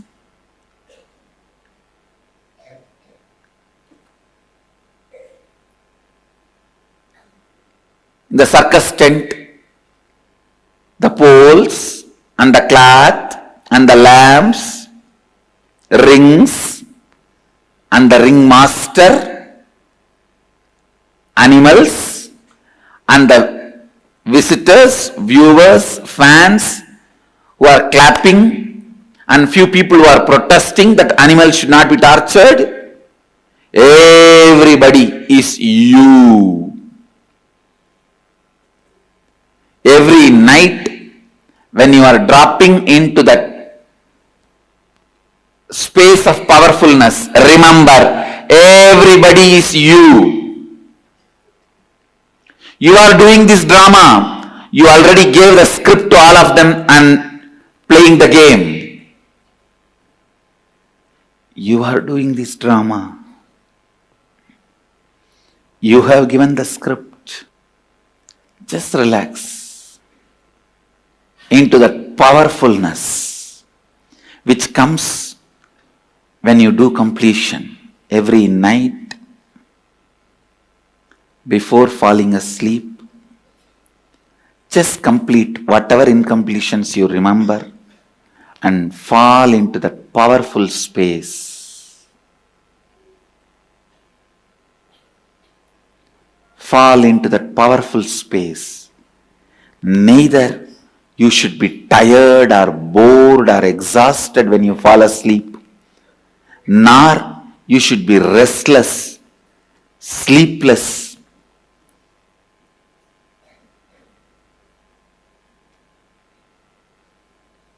Feeling insomnia. Understand, insomnia and tiredness both are same. Don't ever imagine if you are tired you will fall asleep. No. It is not true. It is not true. You should never fall asleep if your body is aching. Body is having any pain.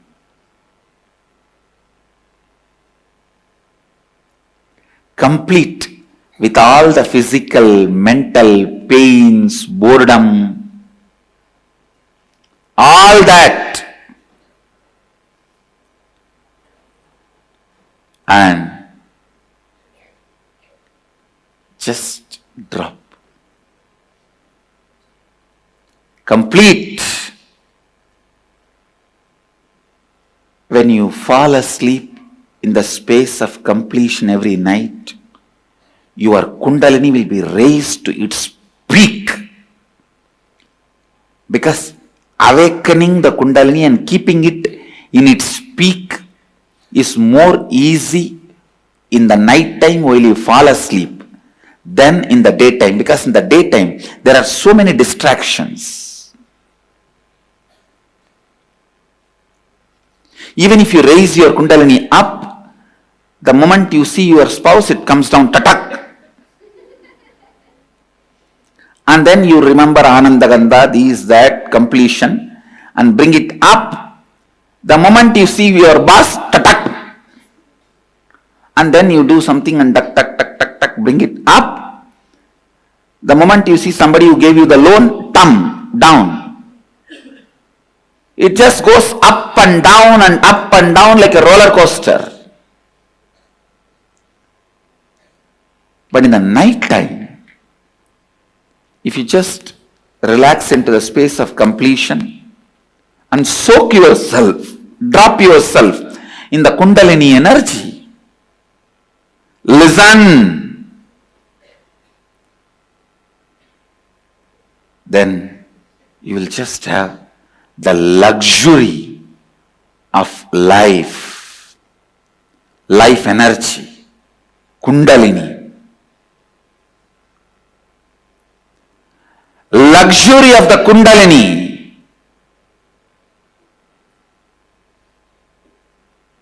is the gift I am giving it to the world. Understand? Anybody who claims you are my disciple, follower, devotee, you should have received this gift, luxury of Kundalini.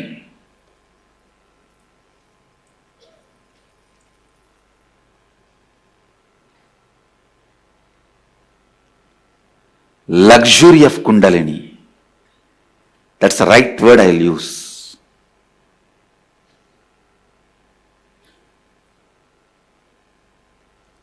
No question of any powerlessness. The way you carry you, the way you walk, talk, sit, see, people should know you are carrying a VIP inside you.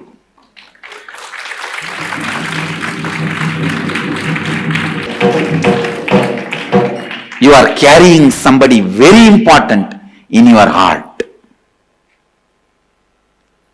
When I had the enlightenment experience, first instruction Kuppamal gave me is this only.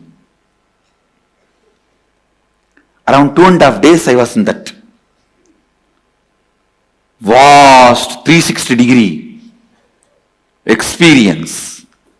It will feel like as if the whole sky is centered on my Anandagandha. If I have to put a cartoon, huge, the whole sky, and I have to bring 2 lines and connect it to my Anandagandha. It looked like a huge balloon which is tied to my Anandagandha, and that balloon is the whole cosmos.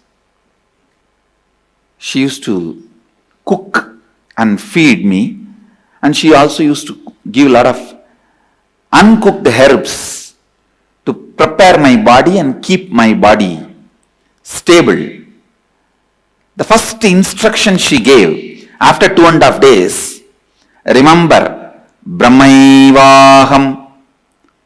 Please understand, she says, remember, this body is the vehicle of Brahman, cosmos. She did not tell me, Aham Brahmasmi. She said, Brahmaivaham. Means let this body is a vehicle of the Brahman.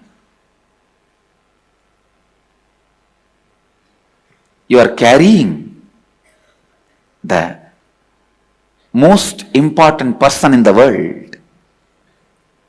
Not VIP, very important person. MIP, most important person. Let's create a new word.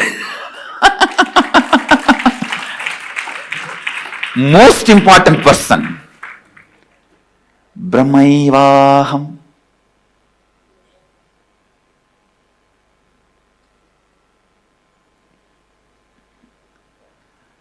Luxury of the Kundalini. Again and again I want to repeat that word. Luxury of Kundalini. Veda Shastra Guru Tattva Swayam Ananta Lakshanam. As per the Vedas, Shastras and teachings of the Guru, myself is the pure bliss. When you come to this experience, that's what I call luxury of Kundalini.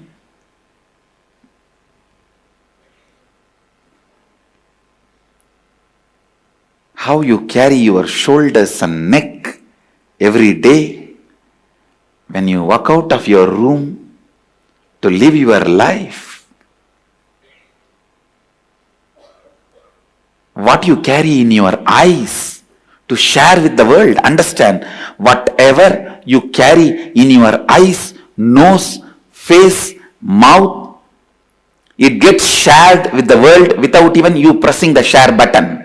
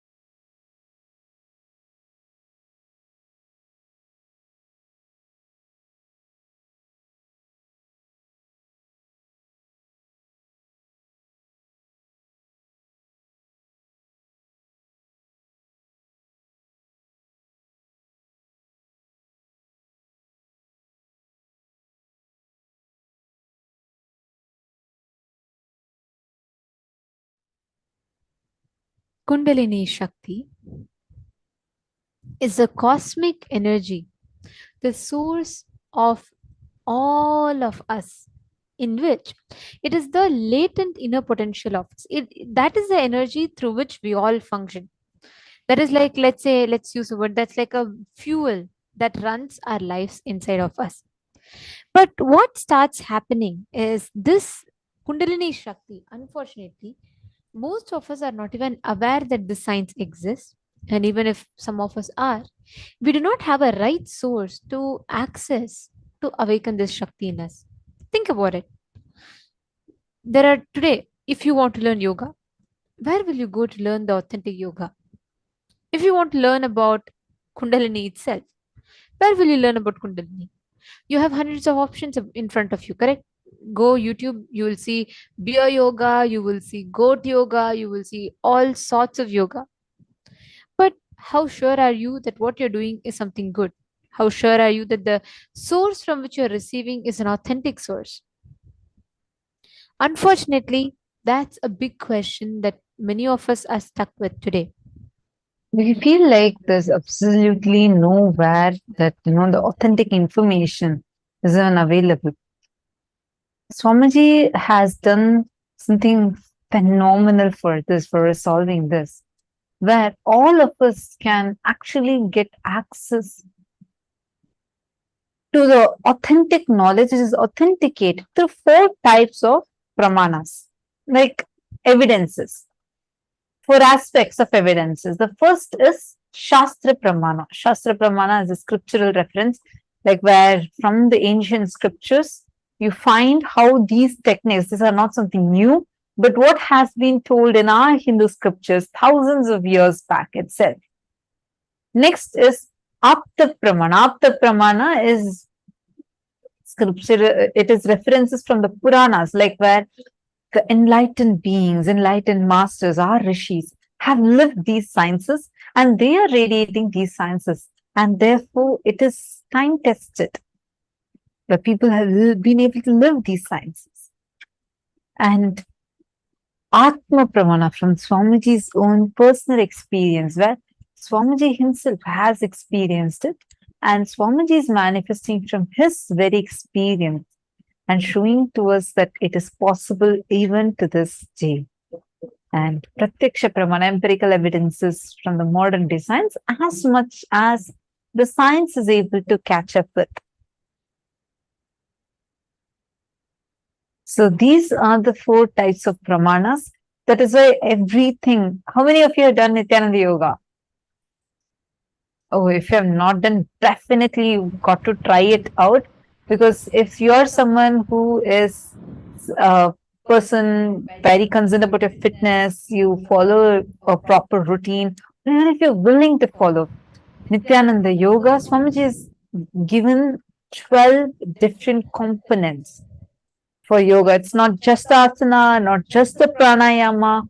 Usually yoga includes just the breathing and the poses like the asana and pranayama alone.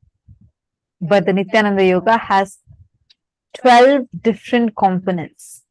Asana, bandha, pranayama, and aushada. Like this, there are 12 different components for every asana.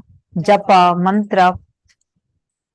And Swamiji has revived this with all these 4, whether it's Shastra Pramana, the scriptural references are there, Apta Pramana from before this, which all great masters have practiced this, and Atma Pramana, how Swamiji himself practices it, and Sakshi Pramana, where by making all of us, millions of us live it and become empowered with it, and Pratyaksha Pramana, where through empirical evidences in the science, Swamiji has proven how these sciences we are learning are extremely beneficial to us. Understand. Kundalini energy, the experience of Kundalini Shakti, the latent inner potential energy in us. This science is something unique to Hinduism. Today, if you see, every single science is completely diluted, and if a person has to go and choose, that person would probably go crazy trying to understand what exactly they need to choose. Kundalini energy is such unique science which All religions look for awakening, and Hinduism has already mastered the science of awakening this, the experience of Kundalini Shakti. Now, why are we talking about this? Because please understand, when you sit in the darshan, in the presence of Devi Parashakti, the divine cosmic energy, the Kundalini Shakti in you gets awakened. The experience of Kundalini in you is awakened, and you start being able to harness the experience to practice that highest form of energy of Devi Parashakti. Now, every one of you that are here, it's important that we understand about this energy experience of darshan, what happens during darshan, and how we can awaken our highest potential. What is the science of Kundalini?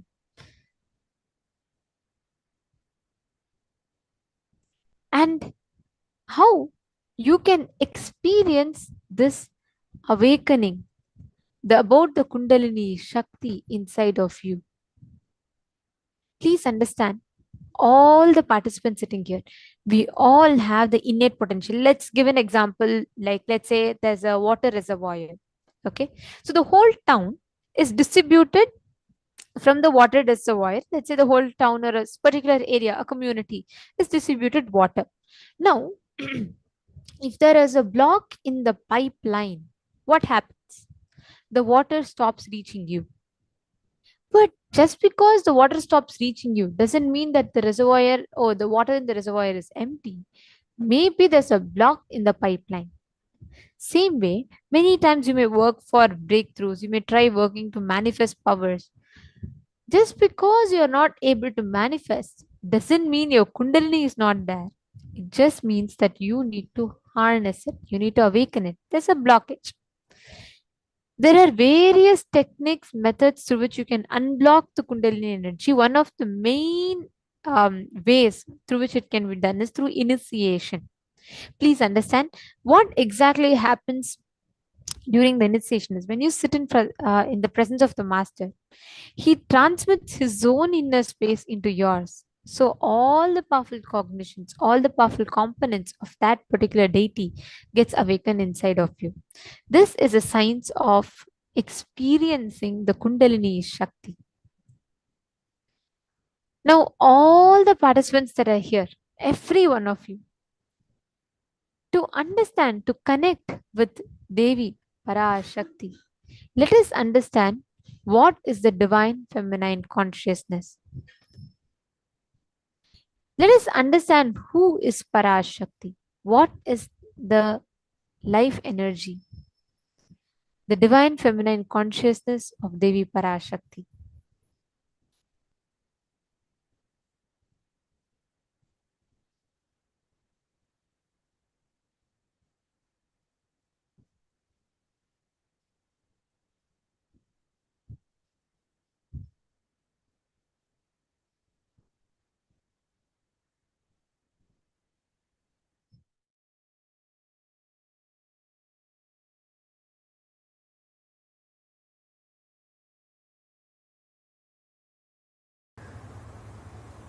Today's subject is Awaken the Sacred Feminine.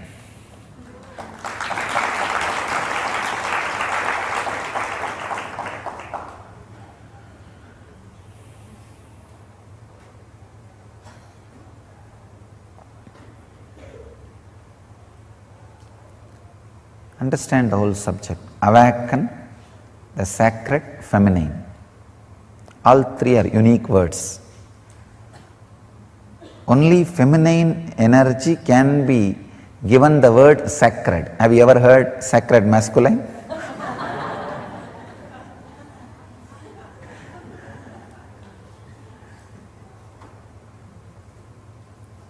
Only feminine energy can be given the title sacred, because when it is awakened, it does so much in your system, and it has nothing to do with your gender. That's the important thing.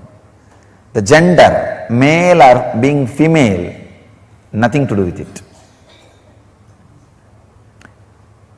It is something to do with your inner quality. And next word, awaken.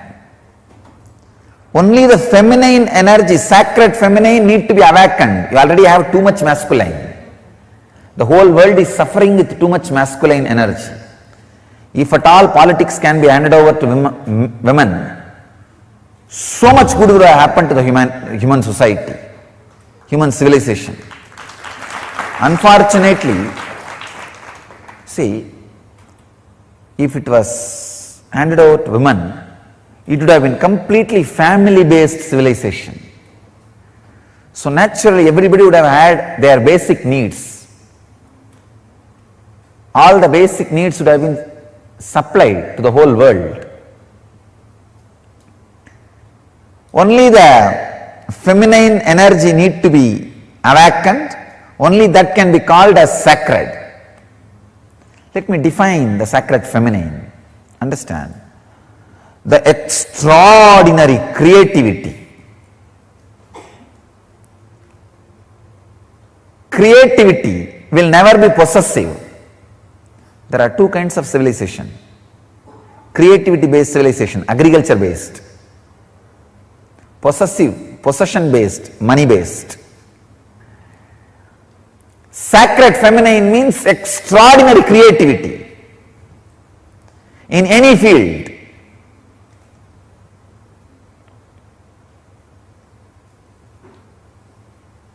Why it is associated with the word feminine? Because by nature, without any choice, all women experience that creativity when they carry a child. During their pregnancy, their system, even if they are unconscious about the feminine energy, even if they don't know anything about feminine energy, when they carry a child, their body is made to go through, experience sacred feminine. If you are matured enough, your being also can experience sacred feminine. So the creativity, the sacred feminine part, is an extraordinary energy. In Vedic tradition, we call this as Matrurupena Samstita. That's a beautiful sloka in Chandi. Yadevi Sarvabhuteshu Matrurupena Samstita Namastasyai Namastasyai Namastasyai Namo Namaha. O Devi, who is residing in all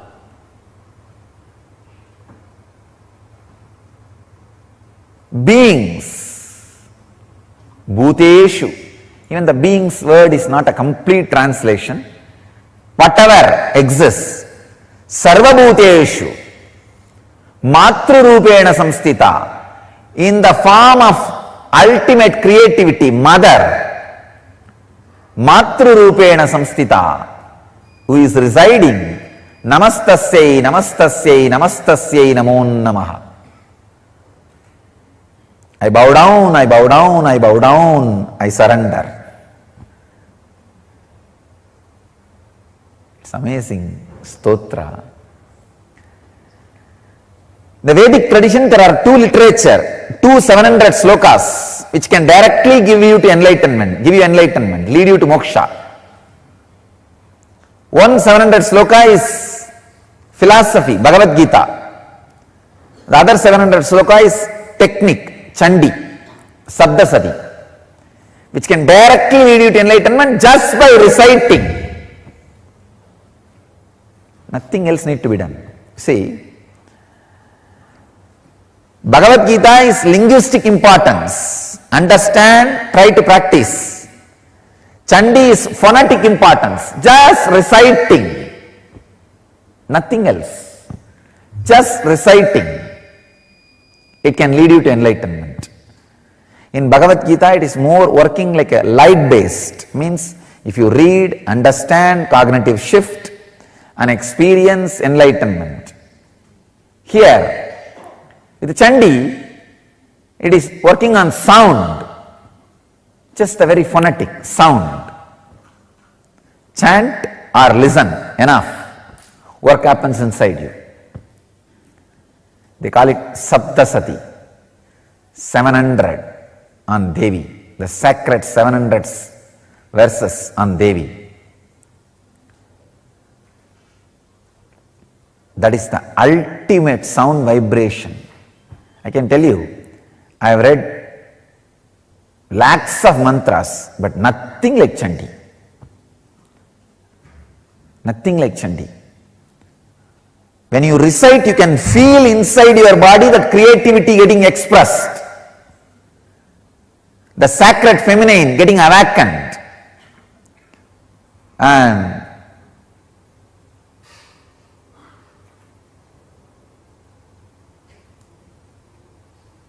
the Devi who resides in you in the form of creativity getting awakened. The whole body will feel the intense energy just by the sound. Sacred feminine.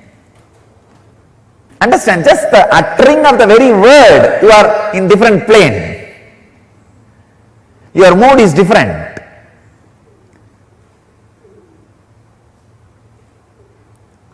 Only one small change. Mary should have had the place of Devi or Mary Magdalene.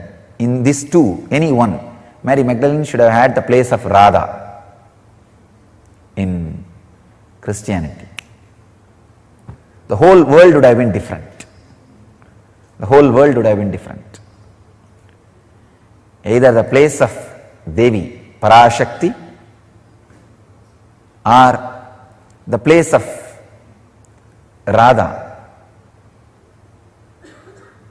was given openly. Of course, there are mystical tradition in Christianity still gives the place of Radha to Mary Magdalene and gives the place of Devi to the Mary, mother of Jesus. Still there are mystical traditions, but not the mainstream.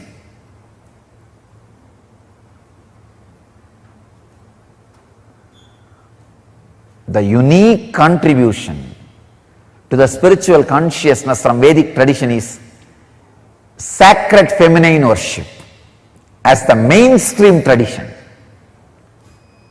I tell you, even if everything Vedic tradition gave is lost in some tsunami or earthquake, just if this worship of women, worship of mother, the sacred feminine tradition, if that is retained, then the whole thing can be revived. Because that is the seed. That is the seed. Hinduism has at least 10,000 subsects. I can say at least. Because each master is one sect, one sampradaya, one tradition. Hinduism has at least 10,000 sampradayas. I am saying at least. If all sampradayas are lost for some reason, only this one sampradaya, the Devi worship, mother worship, is retained, I'll tell you, whole thing can be brought back. Because the whole thing is centered on this one, mother worship. Mother worship carries the blueprint, the hologram of the whole Vedic civilization. Just this one book, this 700 sloka, all the Hindu Sanskrit literatures, Vedic Sanskrit literatures, if you put together, it will be at least 10 million, at least 10 million slokas. Means crore, I am saying minimum, because Mahabharata itself is 100,000, 1 lakh. Like this, surely we have thousands of books, at least 10 million we have. If all the 10 million lost except the 700, this Chandi, the verses on the sacred feminine energy, I tell you, the whole Hindu tradition can be revived. The whole Vedic tradition will come back.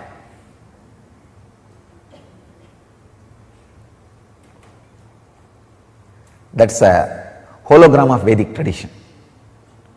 Hologram of Vedic tradition. I tell you, there is no enlightened being on the planet Earth without worshipping the sacred feminine, including me. I am basically a Sakta.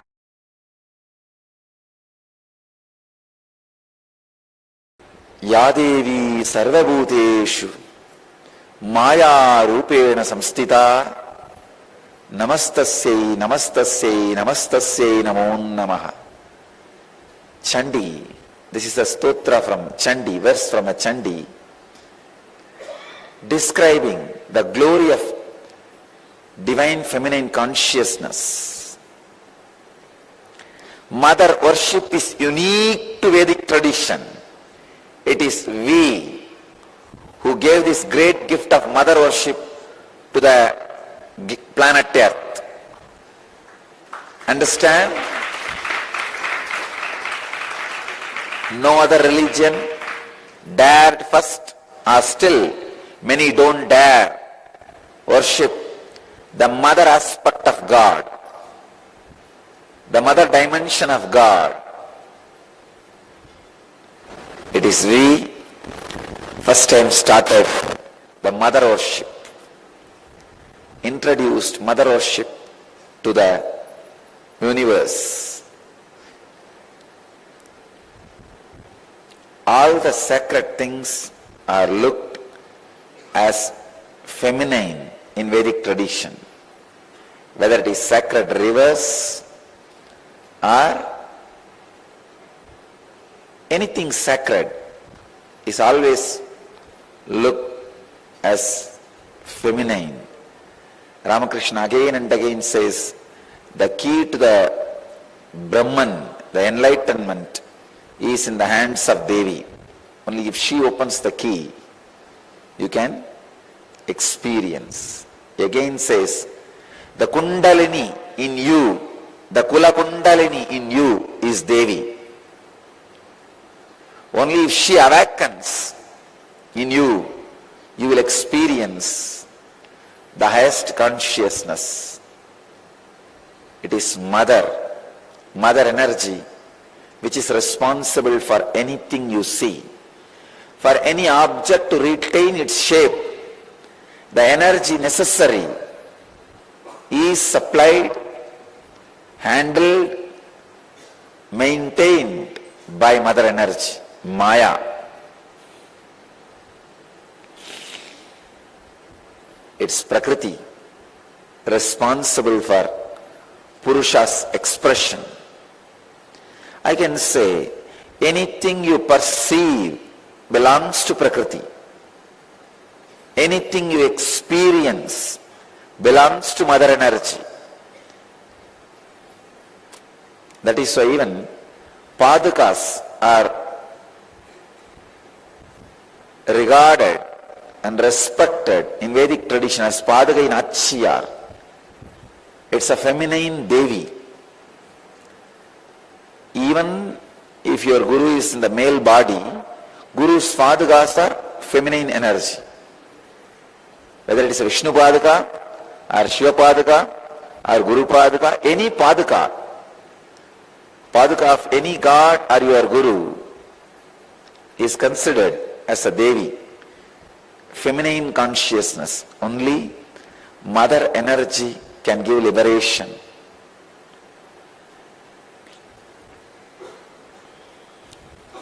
I can say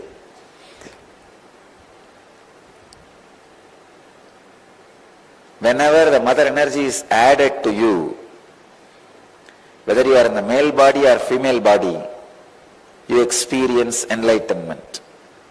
The pure mother energy, unadulterated by any other thoughts, is enlightenment.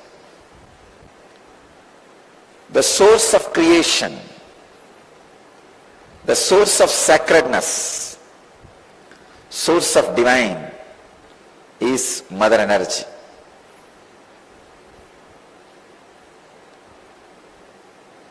Whenever Kundalini awakens in your body, you experience a unique feminine consciousness. Your whole system expresses a unique feminine mood or the feminine feeling, the mother feeling, you give birth to yourself. When you become mother to yourself, when you give birth to yourself, you became the divine mother, cosmic mother, universal mother.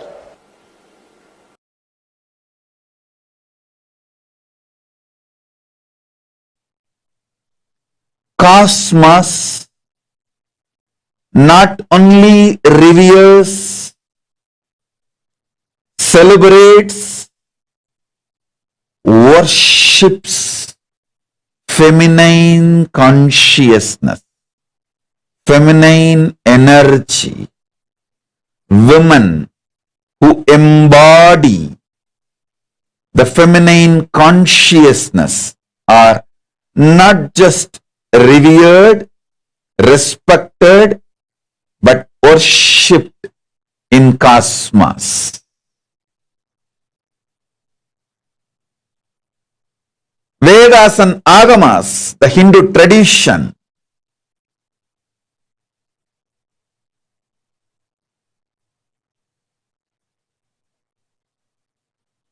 not just gives equal right to women, it reveres, honors, it worships. In Hindu tradition, everything worthy of worship, gods, rivers, everything is named in a feminine expressive way. Female names, feminine expression names are given for the Shaktis, energies, rivers, all the whole nature.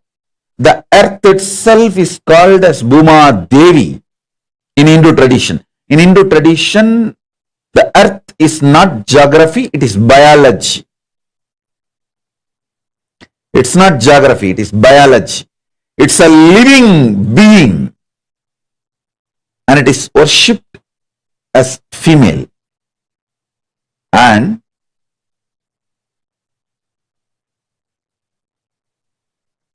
all rivers,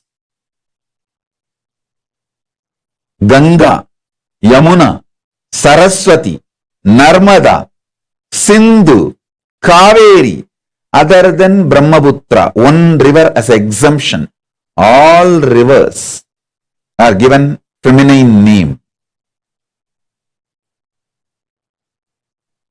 Hindu tradition is the oldest tradition, worshipping divine in the form of women, female form, Devi. Hinduism has a separate sampradaya called Shakta Sampradaya, worshipping feminine energy, worshipping the highest source of the universe in the form of women, worshipping God in the form of women is in Hindu tradition. I tell you, it's not that just Hinduism gives equal right to women. Hinduism reveres women, honors women, above all worships. Again and again Vedas and Agamas repeat, wherever women are pleased, worshipped, all gods reside there with bliss and joy. And even in our stotras, stutis, everywhere,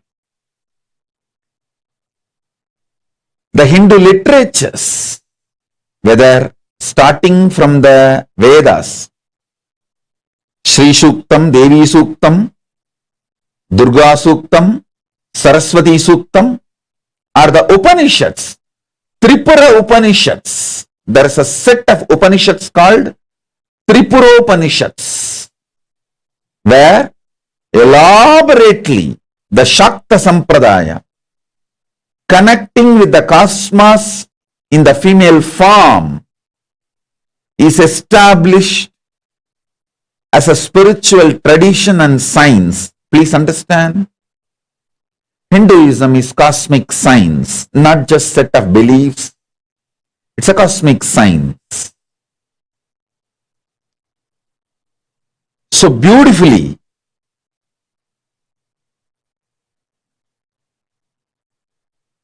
Vedas, Upanishads reveal connecting with the cosmos in the form of feminine consciousness, in the form of female energy as woman, mother.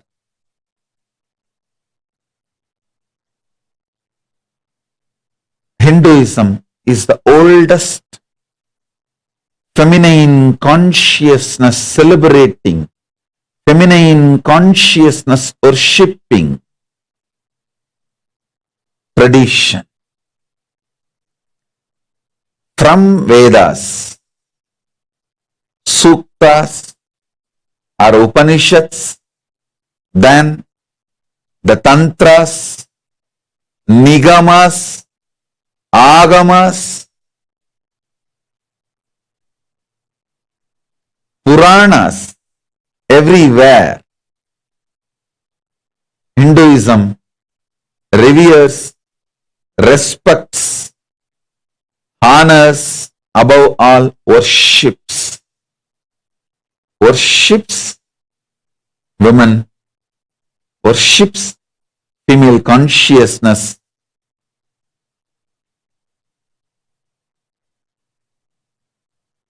worships feminine energy. So, on this International Women's Day, let's celebrate, honor, worship the feminine consciousness.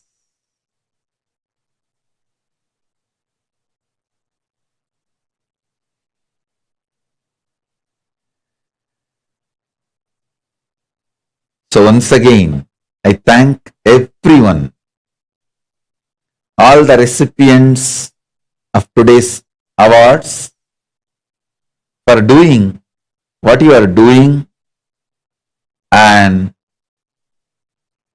being who you are. In Hindu tradition,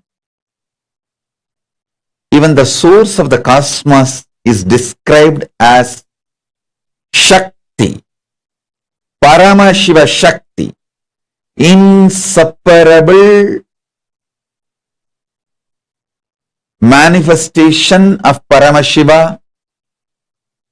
Paramashiva and Paramashiva Shakti is the same one being manifesting in two forms for you to relate with.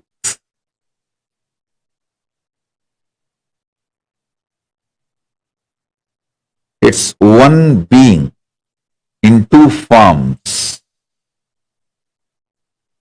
So understand,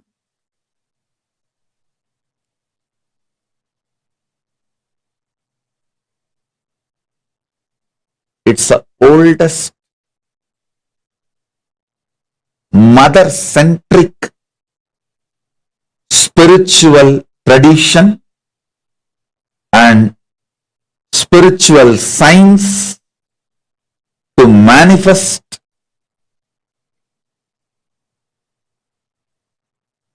all the great things of the cosmos,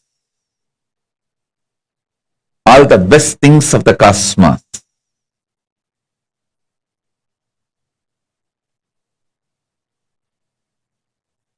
I should say, unique contributions of Sanatana Hindu Dharma, the oldest living civilization, is feminine consciousness, means Devi worship, Shakti Puja. Shakta Sampradaya, and the signs of Nijavatara and Archavatara, where the gods, goddesses take form as the human being or the form as the deity. Signs of Shakta Sampradaya first, and signs of Nijavatara and Archavatara, the third most important.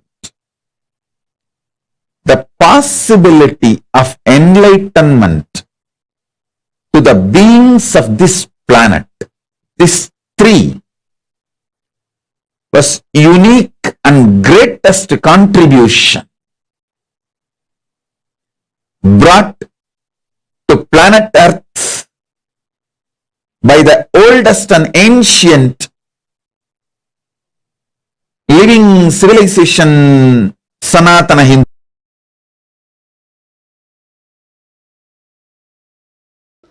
Please understand, first and foremost relationship is mother. Ability to learn, even idea to relate starts with mother. How to relate starts with mother. Understand? Your idea to relate, your ability to relate starts with mother. Mother's contribution in your life, either by doing some things or by not doing some things. Please understand, even if she was not there in your life, the impact of that remains forever. Either she is there or not there, her impact on you remains forever. If she was there, if she is there in a positive way, if she was not there,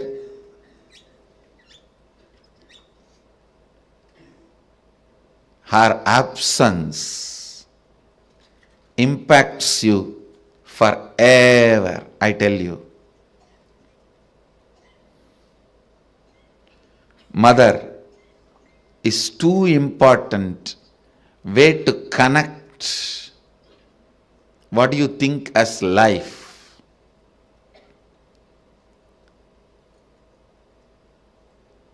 In Vedic tradition, our rishis were aware. Your ability to connect with the mother should be directed to cosmos. It should inspire.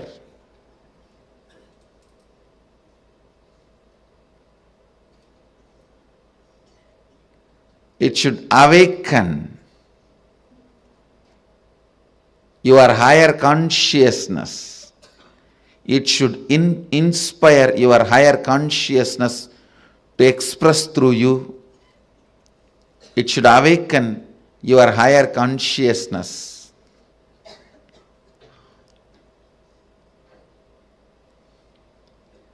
Connecting with life as mother is the most sweetest, most beautiful, most easiest form to ever connect.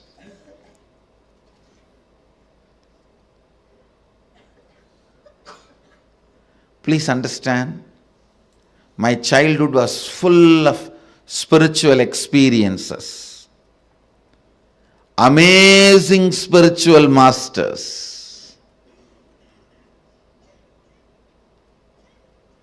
great yogis like Raghupati Yogi, Vibhudananda Puri, the personalities of their stature, Ram Surat Kumar, Annamalai Swamigal, Sadhu Om.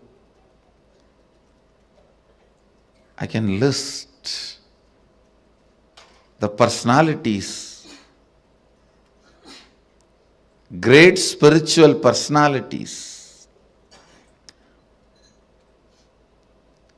and I was exposed to all the spiritual thought currents and traditions like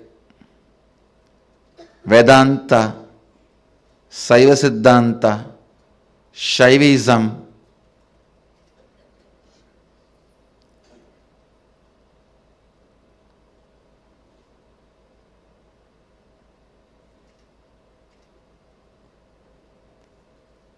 even the thought currents of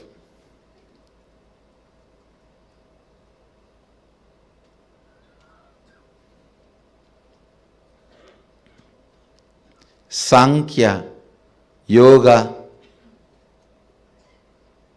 Nyaya Vaiseshika, Purvamimamsa, Uttaramimamsa, various yogic sampradayas. But I tell you, I found most easiest, most powerful,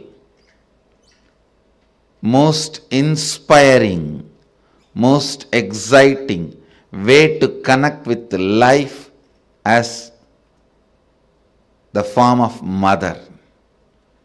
It's mother worship I myself chose. After being exposed to so many spiritual masters, experiences and philosophies, I tell you, if you want tremendous peace and healing in your inner space, choose mother worship.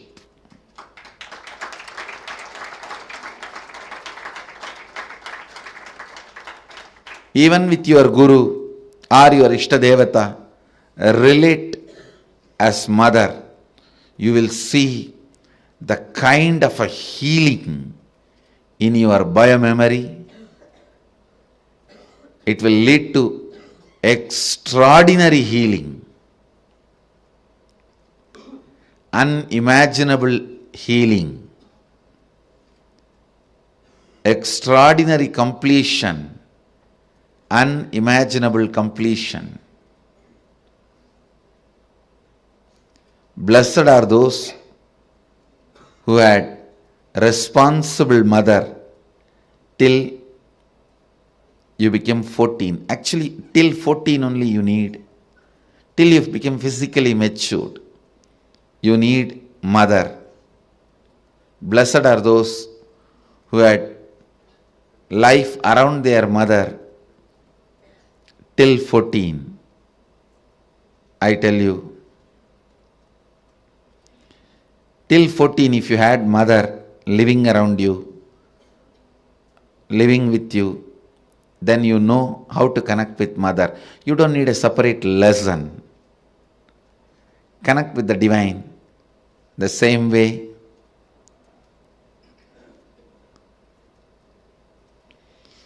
So much completion will happen to you. So much means really, really so. People will experience so much motherliness from you in everything, I tell you.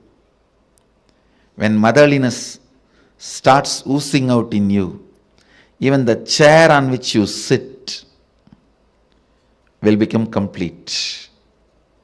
It won't feel the heaviness of you. It will feel you as a blessing.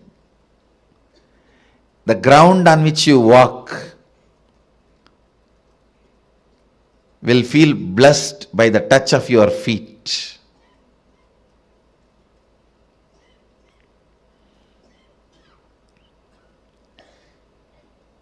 The air you breathe will be blessed. People whom you see with your eyes will experience that love and compassion. I tell you, nothing can be compared to receiving the love of motherliness and sharing, radiating the love of motherliness. If you can't radiate, receive and radiate, whoever you may be, you waste your life. You are missing one of the major dimensions of your life. Whether you relate with your Guru or your God, it can be any God, Shiva, Vishnu, Parvati, Durga, Kali, Ganesha, Subramanya, any God. If you can relate with the tremendous motherliness, if you can perceive motherliness from your God and Guru and radiate that motherliness to the people around you, you have succeeded in the game of completion. You will bring so much completion into you and to others. So much completion into you and to others.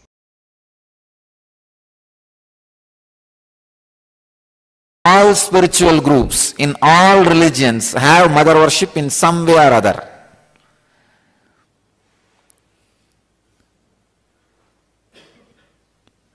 All religions has two parts.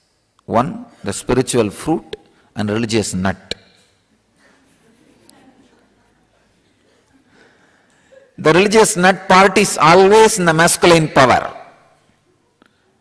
and it is masculine based. But the spiritual fruit part is always with the feminine worship, Devi worship.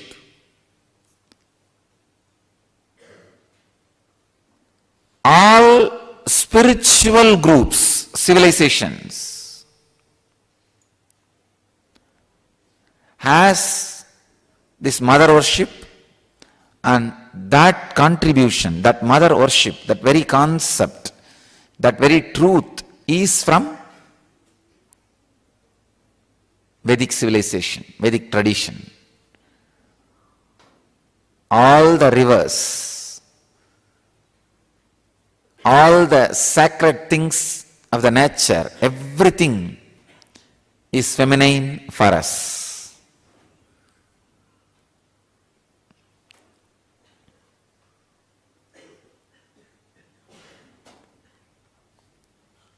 In US, all these cyclones and natural calamities are always being named feminine. In India, we would have done opposite. All the sacred things of the nature, we name it feminine. All the things and energy which creates, we name it in a feminine way. So understand, the mother worship is the great contribution to the spiritual civilization by the Vedic tradition, from the Vedic tradition.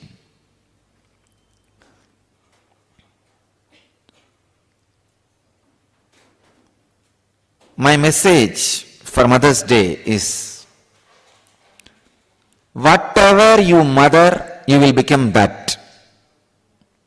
If you are mothering violence, anger, low self-esteem, you will become that. If you are mothering superconsciousness, highest truths about you, you will become that. So decide on Mother's Day to mother cosmos in you. Start mothering cosmos so that you will become cosmic mother. If you mother the cosmos, you will become mother of the cosmos. The only way to become mother of the cosmos is mother the cosmos. Continuously mother cosmic consciousness inside you by unclutching. live these great truths by mothering it again and again and again. Mothering cosmos is what I call unclutching. Unclutching from ordinary things so that you can mother cosmos inside. The essence of mother worship is mothering cosmos in you.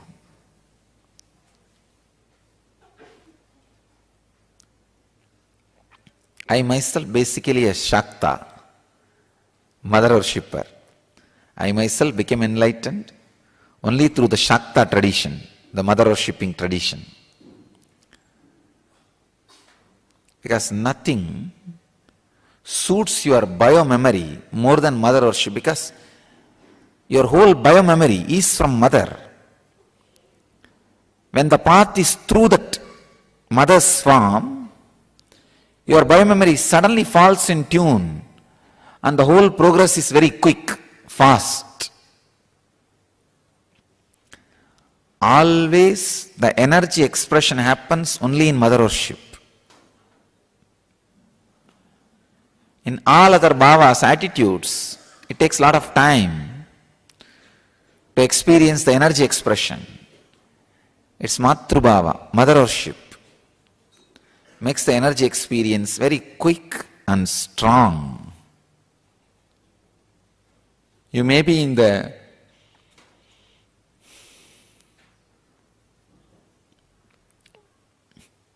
body of a female or body of a male, but if you start mothering the cosmos inside you, you will become cosmic mother.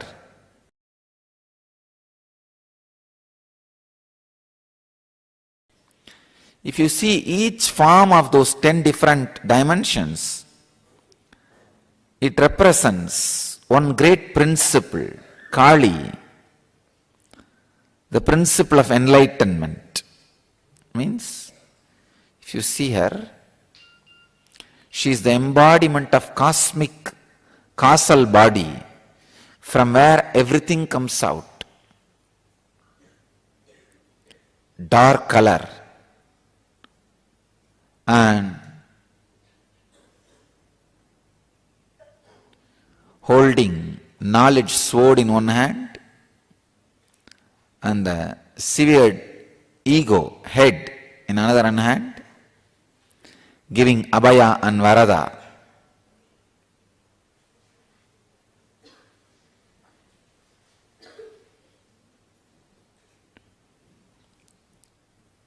And wearing many severed heads on as a garland. If you continuously destroy your ego with the knowledge sword, it will come up with different heads. All the different heads which are severed, she wears as garland, and the final blow given to the ego, the final head which is destroyed, she holds in the hand.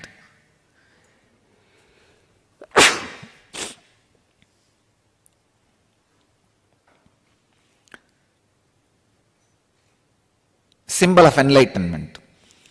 When the ego is finally destroyed, cut, from that head, the Sahasrara Amrita, the knowledge nectar, the nectar of bliss overflows. That is what all our disciples, dogs, are drinking.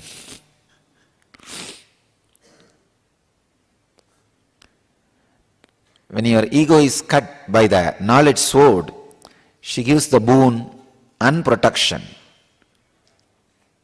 Abhaya is protection, Varada is boon. Tara, Chinnamasta, all these are great expressions of different aspects of enlightenment. Mother worshipping tradition is enlightenment based tradition. It is not social laws. Understand? Always the masculine part of the religion is socio-political laws. what you should do, how many times you can marry, how many times you can eat, how many times you can do this.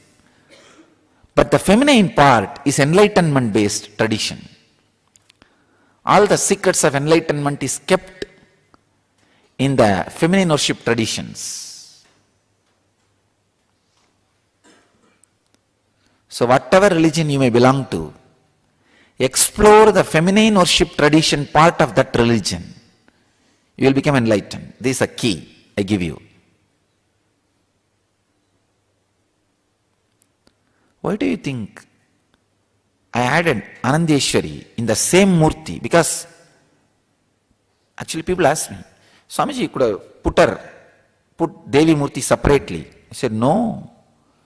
I am afraid later on some of my sannyasis may move her out or cover her with a cloth. That is why I decided both will be in same Murti, inseparable. They should not be able to separate it. Because all the traditions which has become monastic based, the monk based, removed the mother component from the original source.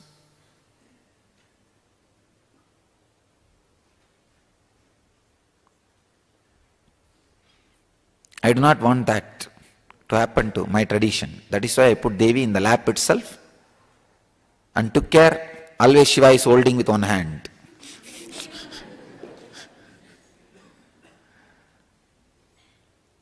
Because usually the socio-political laws, the masculine part takes over and the feminine part gets destroyed.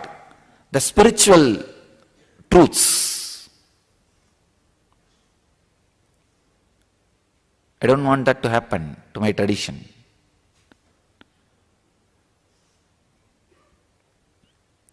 Mother worship is the source of enlightenment-based spiritual traditions.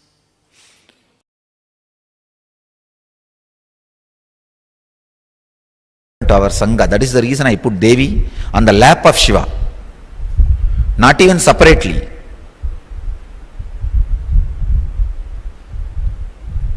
Because if the Devi side is missing, we will become such a dry sannyas sampradaya.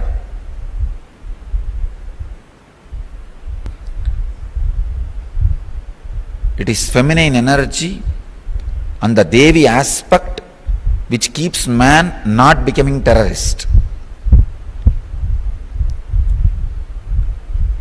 Otherwise, the extreme fanaticism added with the aggressiveness of the masculine energy does not bother about violence, lands into non-violence. Little bit of feminine touch, the love dimension added, people will not become violent, terrorists. They will be more loving, compassionate, caring, cultured.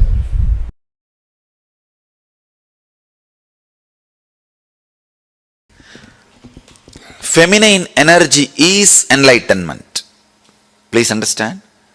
Awakening the feminine energy inside you is enlightenment. I'll first describe the feminine energy, then woman gender. See, woman has more possibility for feminine energy. Otherwise, feminine energy is not confined only to women. So understand the depth.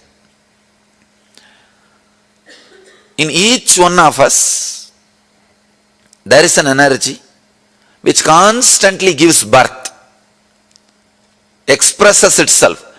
Expression is feminine energy.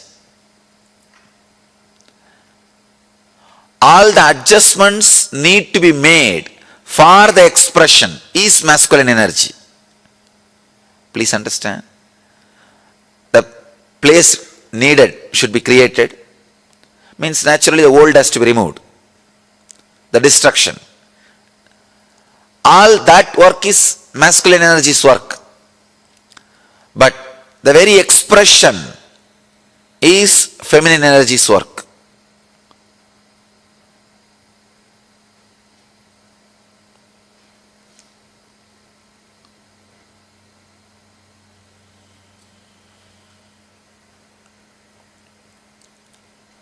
If you see our deities, they will have two wives, almost all deities. Please don't think it's two women, two aspects of feminine energy. One, the aspect which gives the fulfillment, physical pleasure. The other aspect gives fulfillment emotionally as a mother. One aspect which gives fulfillment physically as a beloved, the other aspect which gives fulfillment emotionally as a mother. The very being, the very basic thing of the human consciousness, it can play both the roles. When you awaken feminine consciousness in you, you will see that you are radiating physical fulfillment and emotional fulfillment, which is enlightenment. Practically, which is enlightenment.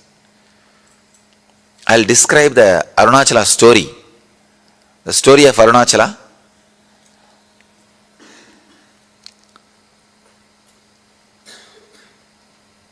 The whole Arunachala story is story of women, story of feminine energy.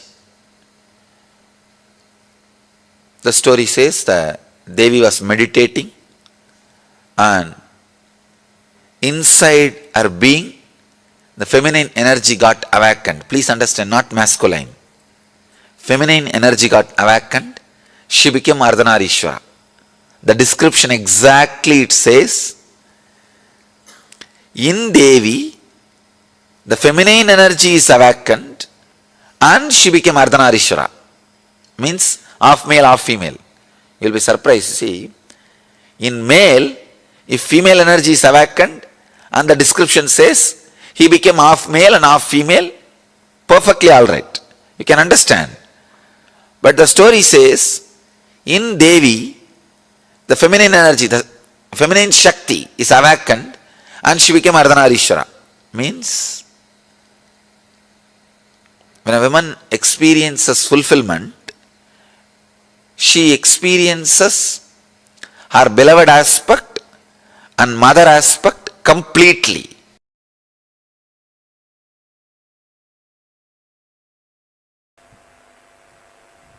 By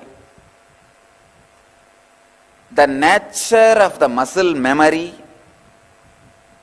women are hardwired for the major three qualities which can lead them to enlightenment quickly, which is a basic necessity for enlightenment: receptivity, passivity, and the ability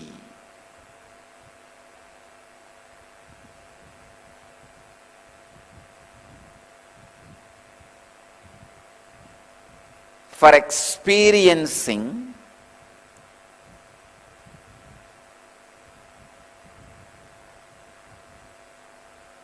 the feeling connection beyond logic. Please understand. Receptivity, passivity, ability to feel connected, feeling connection beyond logic. This three is part of the very bio-memory of female body. Women, bio-memory of women.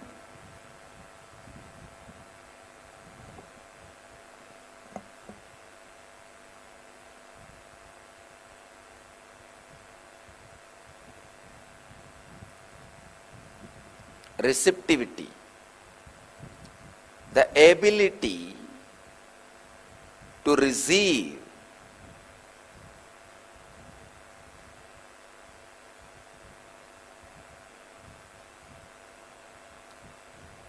The biomemory of the woman's body is not aggressive. It is based on receptivity, receiving.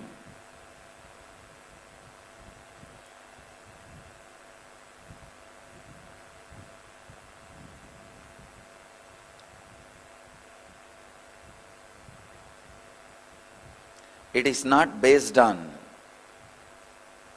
violence. It is based on passivity.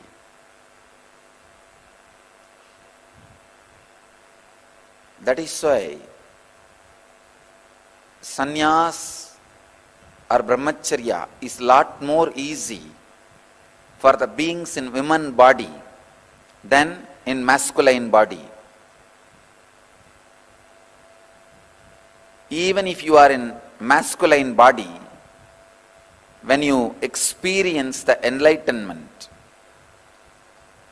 physiological mutation happens in your system. You just go beyond the masculine, feminine identification, an identity.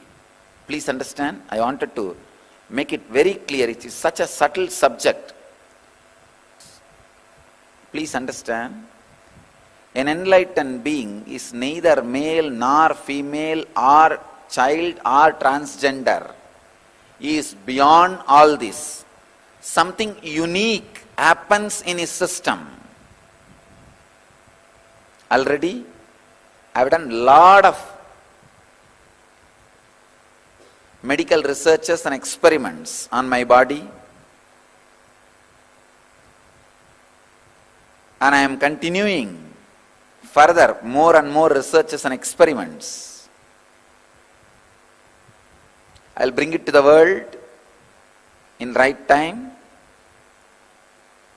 in a proper context, how an enlightened body is beyond masculine and feminine. Because during the enlightenment experience, the physiological mutation happens. Please understand, during the Satori, first experience, psychological mutation happens. And during enlightenment, physiological mutation happens.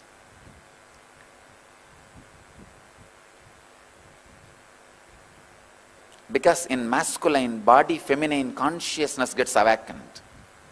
It gets awakened so strongly, the physiological mutation happens. Side effects and after effects of the physiological mutation, only I have studied. For last many years I have studied successfully. Now also I am continuing to study. I will present to the world when time comes. I wanted to insist this one important thing. By nature, feminine biomemory, women's muscle memory is for receptivity, passivity and feeling connection beyond logic. For enlightenment to be transmitted to you, you need to feel connected to something which is little beyond your logic. But masculine biomemory is in constant insecurity and fear. It is justified. Men say, no, we go out and do business and we are cheated, exploited. So we need to develop a shield of protection, security, and we need to think logically. Okay, it is justified. I am not saying your insecure feeling is unjustified. But what to do? Enlightenment happens only when you are able to feel connected. Women, by nature, have the extraordinary capability to feel connected beyond logic. men should evolve in that direction, should create those higher qualities to achieve and experience and express enlightenment.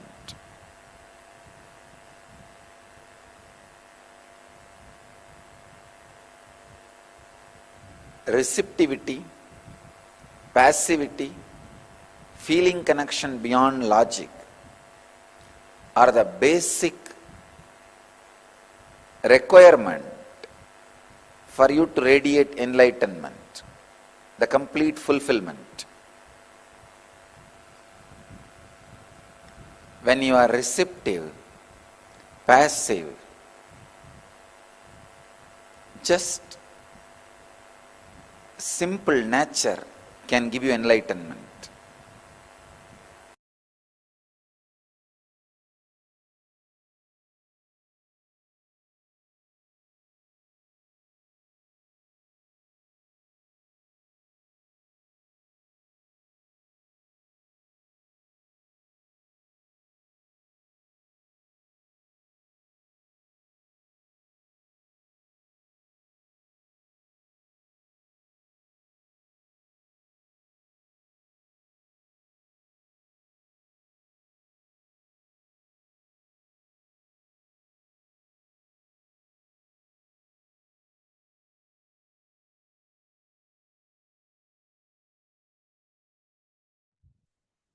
Devi Parashakti, the ultimate divine feminine consciousness.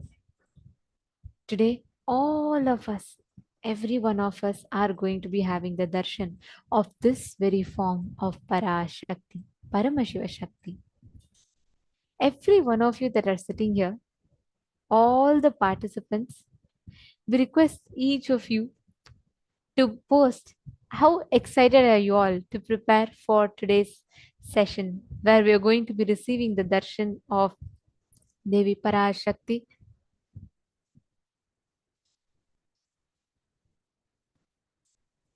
I request all the participants that are watching us on YouTube. It's very nice to see so many of you here. Nithyananda, we welcome all of you for this live stream. We request all of you to post in the chat. How excited are you all? And I'm also seeing many of you have already started posting the questions. Please do hold on.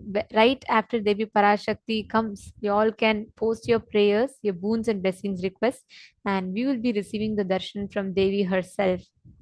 I know every one of us are eagerly waiting. How is Devi going to be gracing us all today?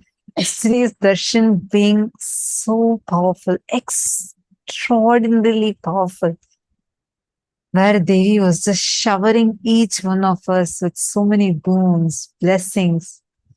Today, let us all get ready. I know I see so many participants already logged into Zoom.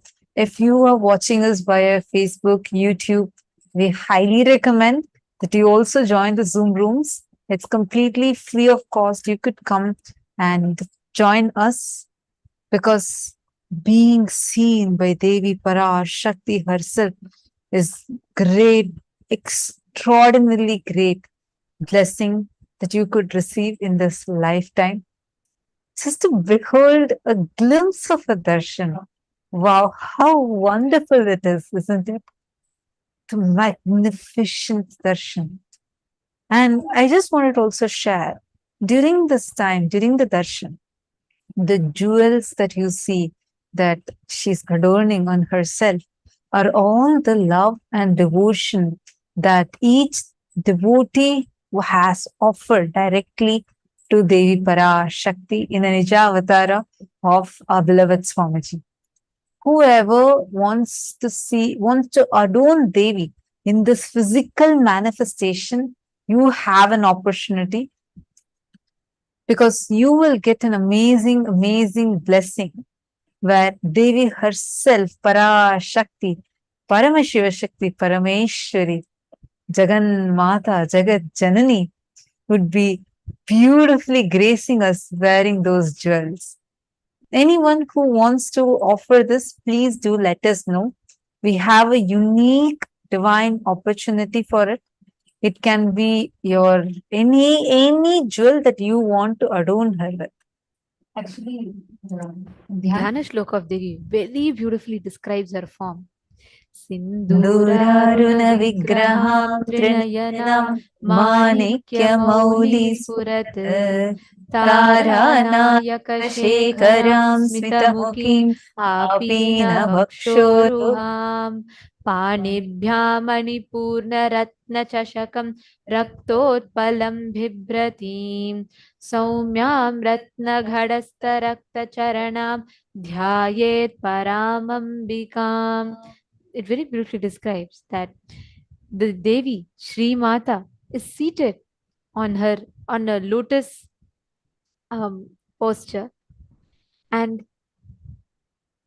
Sri Mata is like this red sindhura and like a rising sun. She has three eyes, wears a crown decorated with gems, manikyas, wears the moon with a very beautiful face, very nice arms holding a vessel decked with gems filled with nectar in one hand, and a blood red colored lotus in the other hand. I am meditating on the one who is Para, who is Ambika. It continues to describe Arunam Karunam Tarangidakshim Dhrutapashangusha Pushpa Banashapam Animadhibira Vritam Mayukair Ahamityeva Vipam Bhavani. This verse beautifully describes how her eyes are glowing like the sun, or Aruna, with the light of the compassion. Her arms are holding the Pasha and Ankusha, which is the gourd and the noose, and the flower arrow. The one who's surrounded by Shaktis like Anima and all the other Ashtamaha Shaktis. She is Bhavani, who is present as Aham, or the self in each of us. Actually, this reminds me once in one Shvoham process Swamiji was conducting. I think this was in 2014 December. And Swamiji was conducting a very powerful Shvoham process where Swamiji is in middle of the mandala and everybody sitting around the mandala. And Swamiji was giving us various different initiations, and Swamiji conducted the Shri Chakra process. It was such a powerful process. One of the participants said, actually many participants are sharing that Swamiji, we see it's like too bright, like I can't close my eyes. I'm just, even if, when I'm closing my eyes, I feel like there's a lot of brightness. Swamiji said, that's exactly how Devi Parashakti's glow is.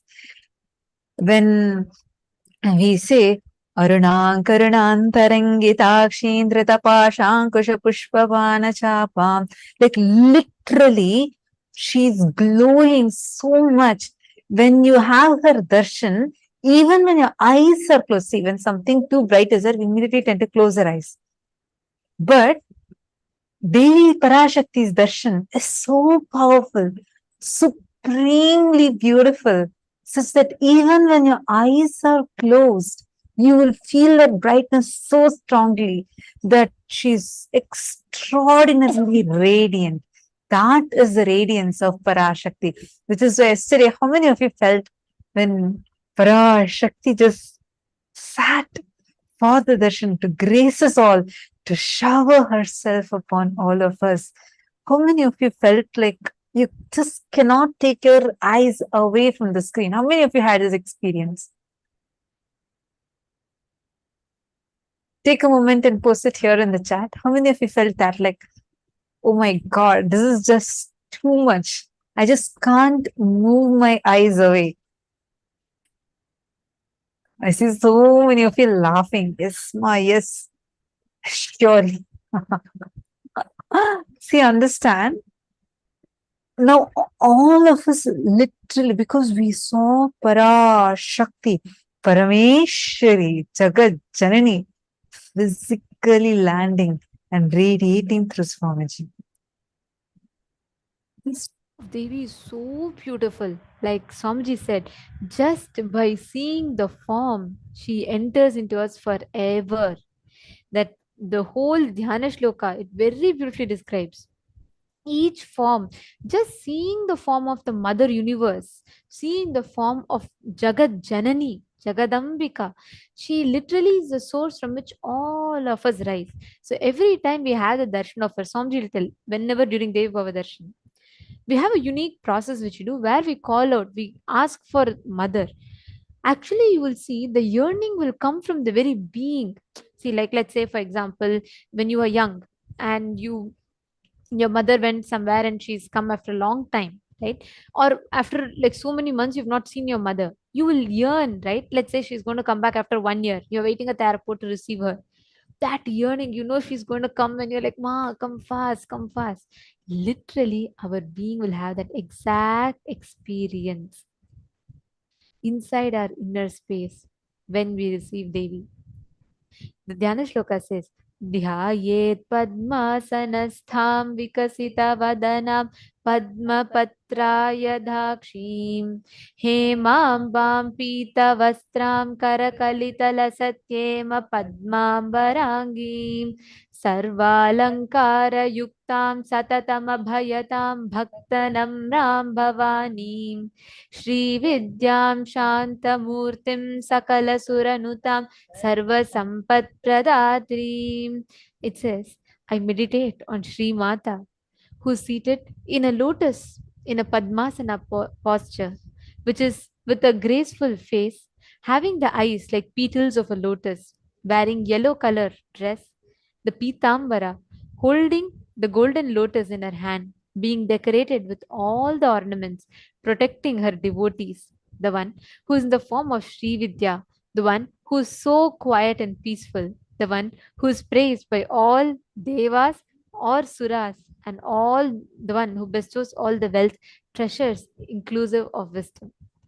Devi, she sits adorned with all the jewels. Understand this as this verse beautifully tells, which having so many jewelry that adorns her, which protects her devotees.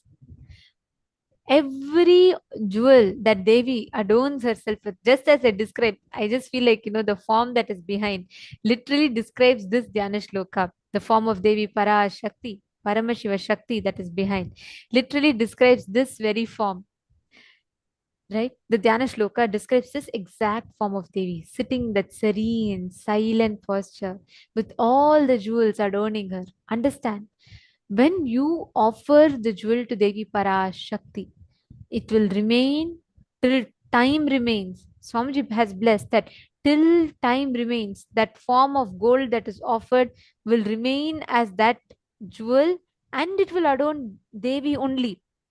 It And will adorn understand that form in which Devi is manifesting, that Nija Avatara. and understand when you offer anything to Parashakti, as long as Parashakti is blessing you by accepting that offering, those many yugas, you will get to be in her loka directly at her feet. Understand? This is like a direct, have you all heard of this wormholes? Like where in space, if you had watched this interstellar movie, after Swamiji told in the last program, definitely you'll be knowing what I'm talking about, right? Where it reduces the space and time by few million light years. Like you can just go from one side to another, like what should be taking, let's say, 500 light years away, will just take you 5 minutes. So, like that, we are having literally Paramashiva Shakti, Parameshwari, just landing for us. And she herself is accepting our offerings. Anybody who offers during this time, understand, you will have direct visa to Shripuram. Like directly you will get the visa. You won't need any other tapas, nothing else. Directly, as soon as you leave from this body, your access there, already a seat will be booked for you, where Parashakti is there, and you will get to reside at her feet. Vimalesh VG saying, Nithyanandam, I was feeling like in 2009 in Salem NSP class. Wow. It was absolutely beautiful, right? Like yesterday I saw so many of us literally pouring tears of gratitude because Parameshwari, Jagat Janani had come physically for us. The way she manifested for us, I was like, oh my God, this is just, isn't this extremely sweet? Extraordinarily divine, just manifesting for each one of us. Devi Parashakti Parameshwari. She is the most compassionate, most beautiful form. Literally manifests, radiates, continuously makes herself available. Understand, to this form, anybody who offers their whatever they want, she literally accepts it. Imagine a mother, whether you give her, if you see the small kids, right, they will just write some small drawing and they'll just go and say, Mom, this is for you as a gift. Even that one she'll take carefully and she'll say, oh God, this is my son's gift to me, my daughter's gift to me, and she'll keep it safely. Imagine the cosmic mother, whatever you offer to her, even if you offer, even if you think this is all I have, that one offering she will accept, she will cherish, and she will keep it with herself. So please understand, every one of you that are sitting here today during the darshan, any one of you that want to offer your jewelry to Devi Parashakti, you want to gift to Devi Parashakti, you want to offer out of your gratitude to her, you want to adorn her. Yesterday, so many of you posted how you saw the beautiful anklet on Parashakti's feet, how you saw the beautiful necklace. Each time when Parashakti comes, right, all the jewels that she's um, wearing, each of the jewelry piece is offered by a devotee, and as long as she wears it for the time eternity that the jewel exists, the devotee will be getting that whole punya. That is why this verse very beautifully says, sarva alankara yuktam satatam abhayatam bhaktanamram bhavani. It says that all who the one who is decorated with all the ornaments and protecting her devotees, as long as that ornament sits on her, that devotee, she herself personally goes and protects. Understand, every single one of you that have had the experience of yesterday's darshan, make any offering from your side. Understand, when you offer, whatever you offer directly reaches the feet of the divine. Understand, that will only open you up to receive the blessings. The participants, viewers who are willing to offer any of your jewels, ornaments, anything as your offering of gratitude, love, devotion to your mother, the cosmic mother, Parashakti herself, Devi, Parameshwari, Jagan Mata. Whoever wants to make any offering, please let us know, because this is going to be like we are going to be choosing the people. The opportunity is open and available for all, but it's more of first come first serve basis.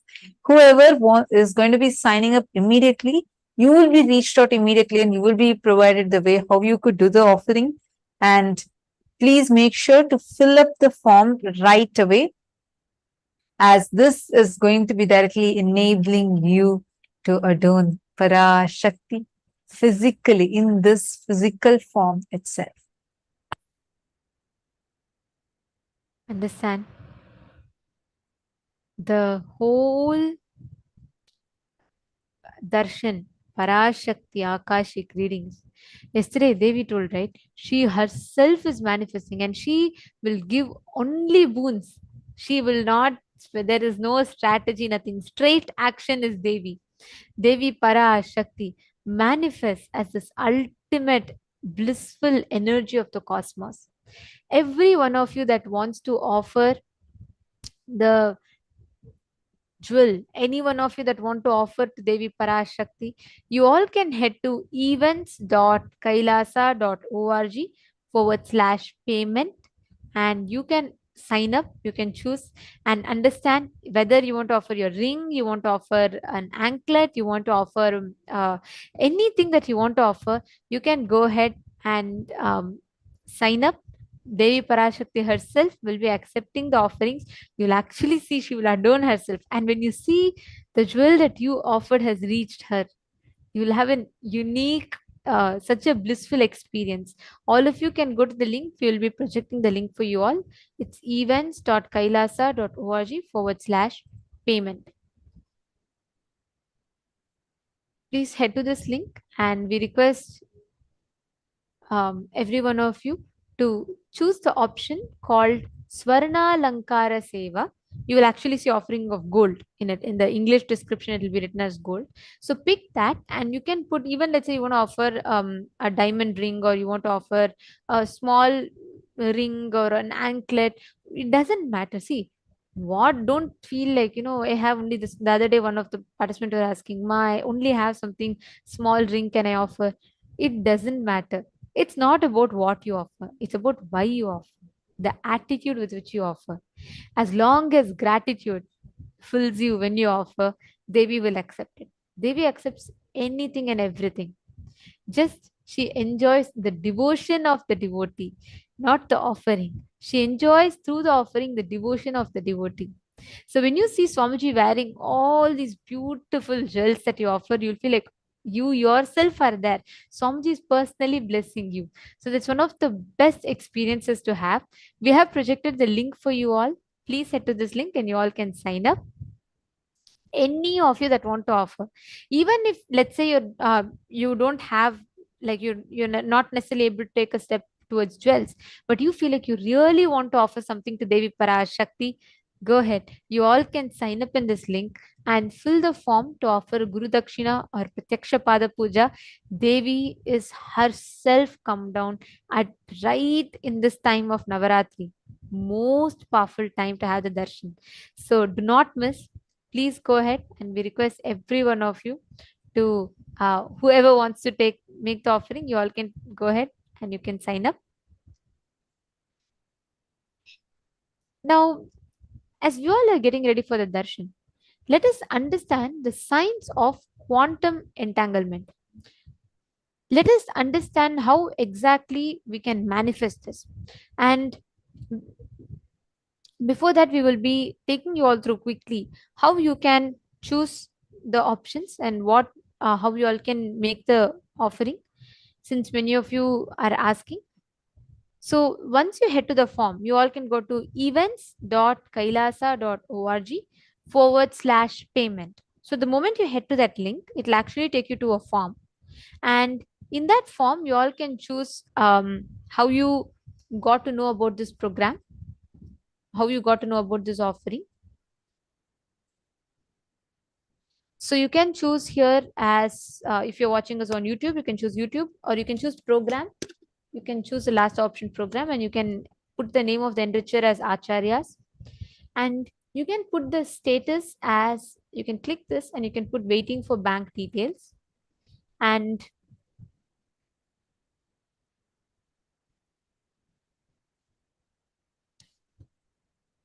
here you all can choose the purpose of the transfer.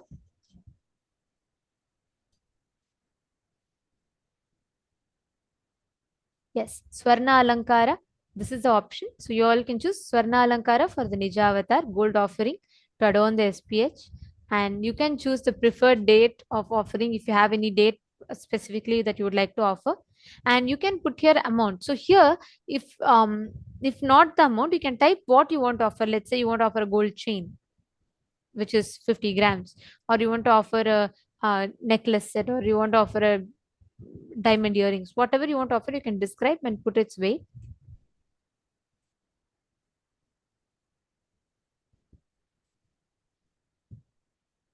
And The next one is a payment commitment date, which means in this you can go ahead and put by when you will be able to make that offering. Like, is there something that you want to do? Is there something that you need to do before that? So even if you have an intention to offer, please do fill this, and our team will be able to reach out to support you and how you can make this offering. Please understand, literally, Devi Parashakti herself is accepting this offering. It's a once in a lifetime experience. It's once in a lifetime opportunity to offer to her.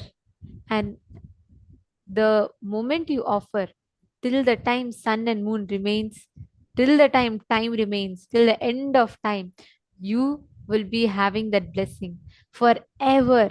That's why Swamiji tells that the moment you make that offering, right, that punya remains in you as long as Devi wears and blesses, as long as that exists, till the end of time, the whole punya will come to you. So do not miss this. Is one of the bestest offerings to make, especially when you see Swamiji wearing that jewel. You will feel that whole blessing showered on you. You will literally be able to experience it, seeing how Swamiji is wearing, accepting your offering. Now, any one of you that want to make the offering, please take a few minutes, fill it up. And even if you have some questions, let's say you didn't understand or you want more clarification, please feel free to post that in the comments in the chat, and our team will reach out to you. Even you want to offer but you don't know certain procedures, you have doubts, fill the form. Go ahead and fill the form, and our team will reach out to you for you to guide you further. Now, as we all are preparing for the darshan, let us understand what exactly happens during the darshan. The science of quantum entanglement. What is exactly darshan? What do we experience during the darshan? And how we can manifest that ultimate experience of entanglement during the darshan?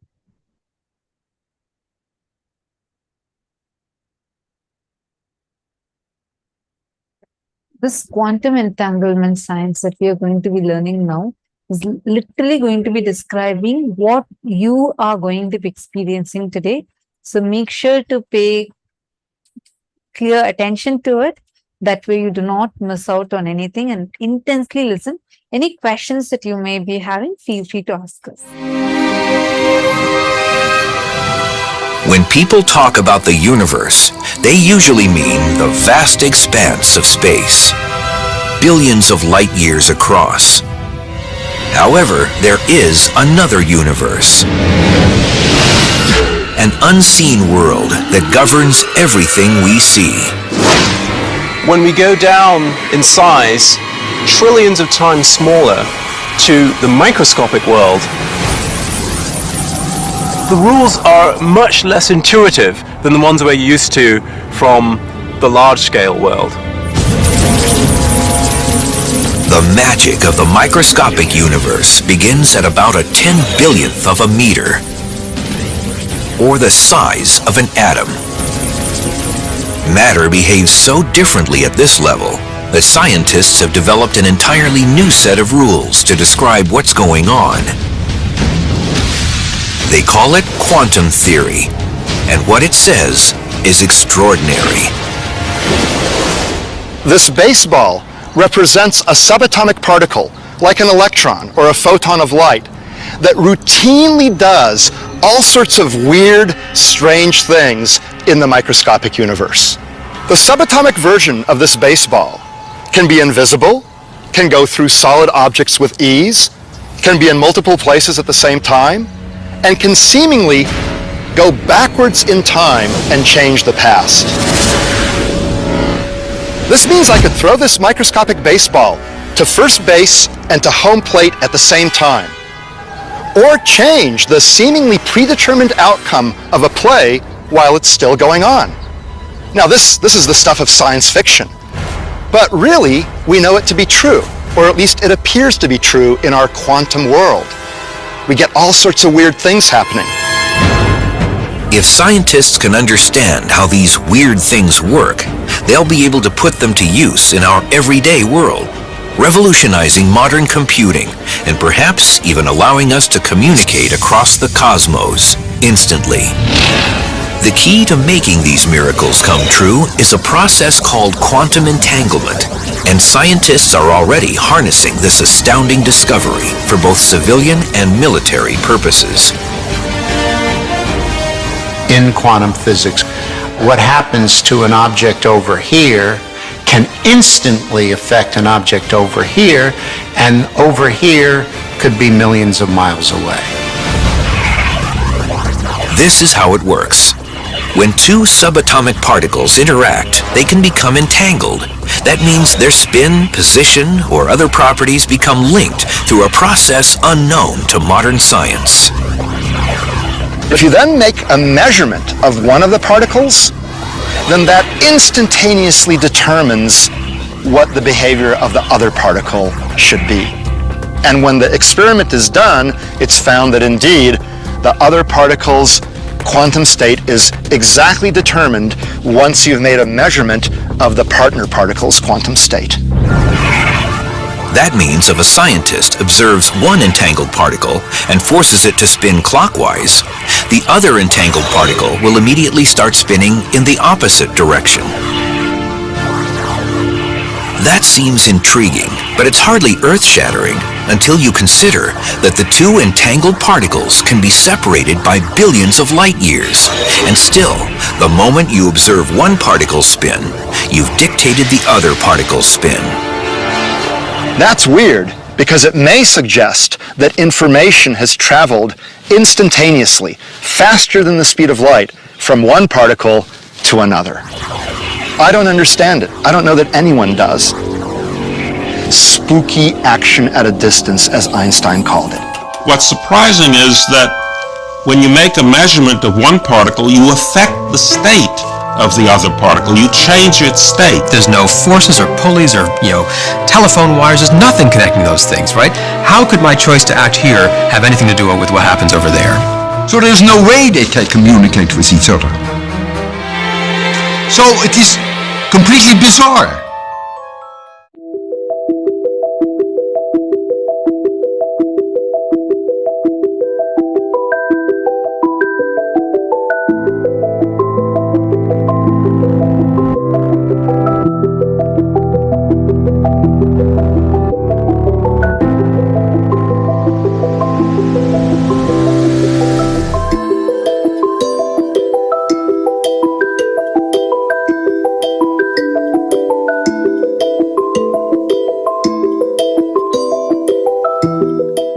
Quantum physics, there is a term entanglement. Means when one energy source entangles with another, they interfere with each other.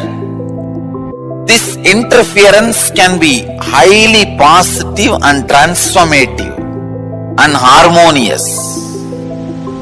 Entanglement directly affects human beings. When you come in my breathing space, this is what happens. Your mind gets entangled with my no mind. If your mind entangles with my no mind, it is entanglement, thought level. Next, if your muscle memory gets entangled with my muscle memory, that is called entrainment. If your biomemory gets entangled with my biomemory, it's called enlightenment. Entanglement can move to entrainment, then entrainment can become enlightenment. Entanglement means two persons falling in tune with same thought. Entrainment means two persons falling in tune with the same idea. Enlightenment means two persons uniting beyond ideas. Understand, when you are in entanglement with me, I give my inner space to you, which is lighter than the outer space. All I do is, for few minutes, a few seconds, I make your inner space lighter than the outer space by removing the mass, dirt. Those few seconds you are in entanglement with my inner space, purest consciousness. Once you are exposed to that, by and by your biomemory, muscle memory, inner space, everything starts enjoying that space and starts living in that space. It becomes living enlightenment. This is the way. The entanglement becomes entrainment, entrainment becomes enlightenment. Entanglement is initiation. Entanglement is the most powerful way. Entangling yourself with an enlightened being is the most easiest and powerful way to raise yourself to the higher level and get enlightened.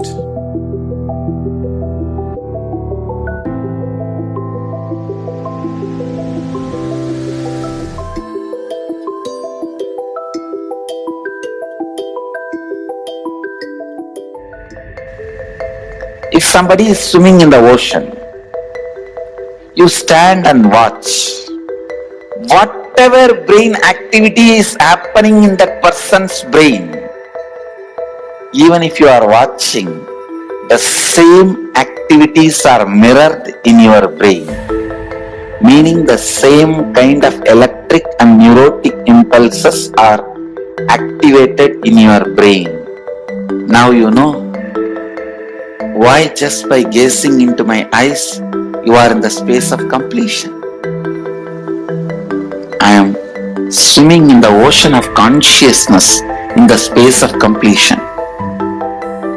So naturally, you are absorbed in total absorption. Actually, total absorption, totally being absorbed happens during energization. Whether you are there or not, it's my job. I just pull you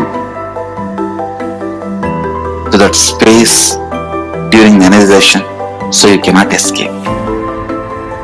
It's replicating the highest neural activities inside me, experiencing and living life with the cognition, energy and the inner space of an incarnation.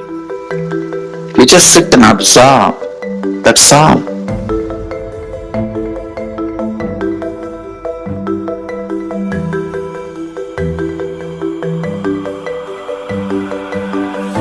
The Shaktini Pata is the word for quantum entanglement. If I have to roughly translate, Sadashiva uses the word Shaktini Pata.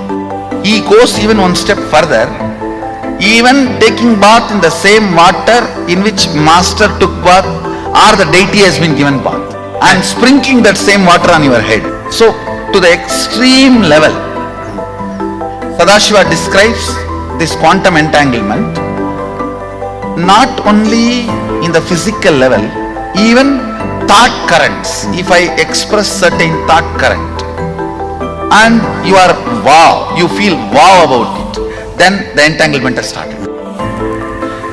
What is being told to you? What for I stand? What is the concept I share?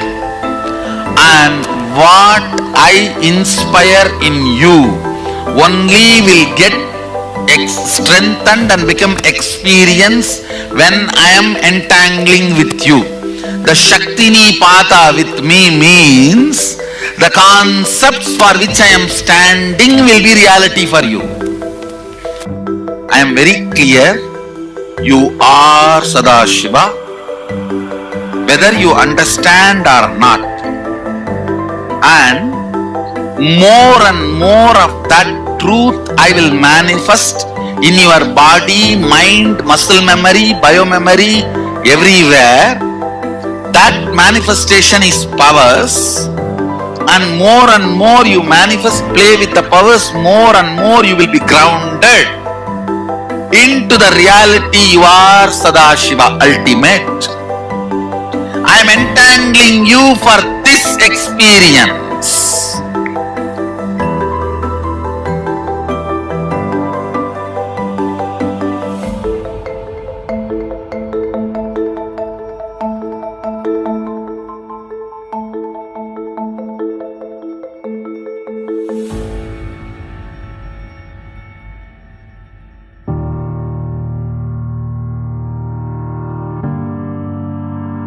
it is a pure spiritual process.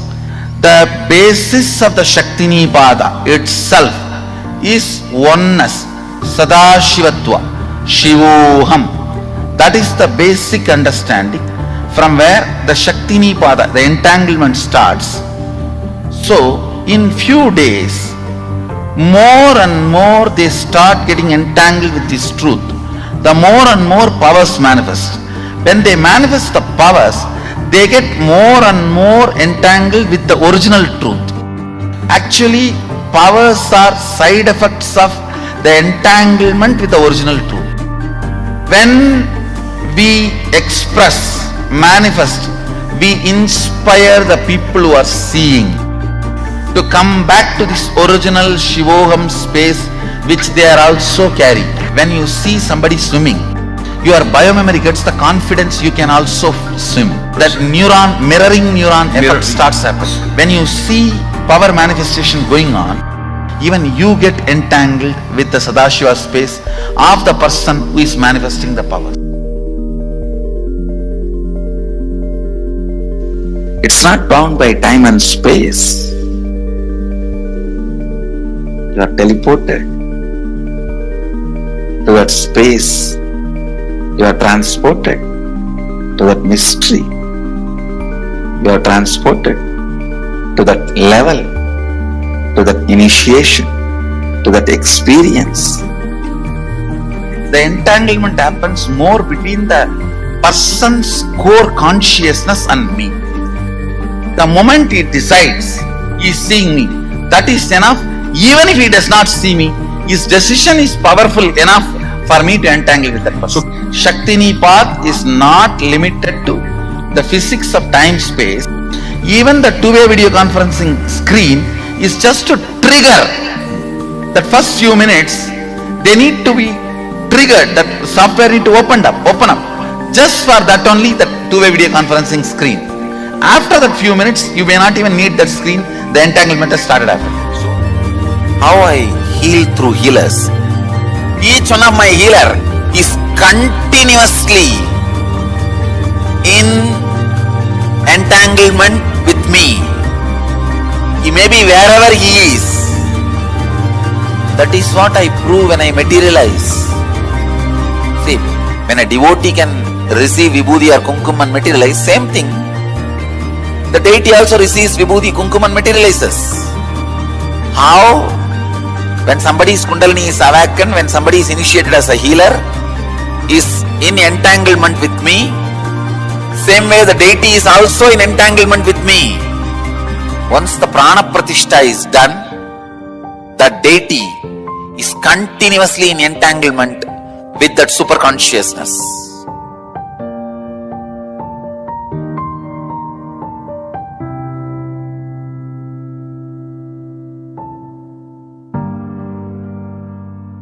I can give you a simple technique to have entanglement with me.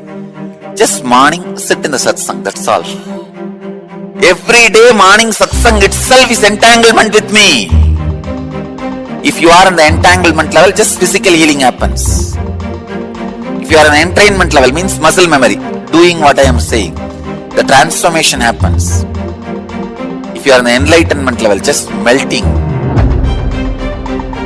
The very mystical doors of life opens and the enlightenment, conscious explosion happens. And my every satsang is programmed. I can say entanglement enabled. The constant entanglement happens. That is why many times the ideas which you never heard directly from my mouth or from the discourse, you will be telling to others. You would have heard only 5 ideas, but when you expand it to others, explain it to others, when others question you, you will have 25 ideas coming out of you. You may be thinking, where did I get this entanglement? This levitation, kundalini awakening, everything happens just through this great truth of entanglement. Nothing else. Blessings to all of you.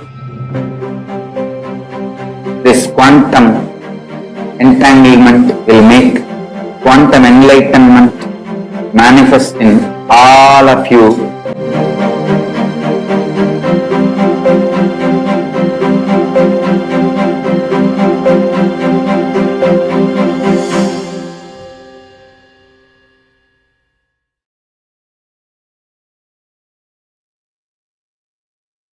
This is a darshan that all of us are going to be having today.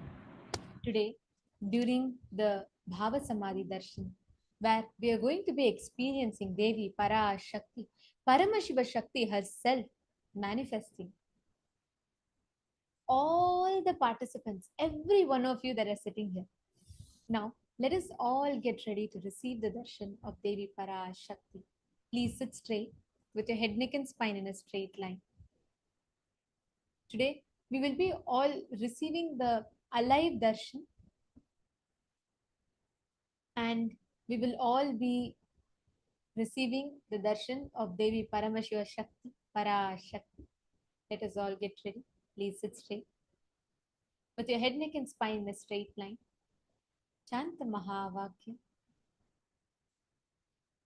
and connect intensely to the Divine Cosmic Mother. Om Nithyananda Paramashivoham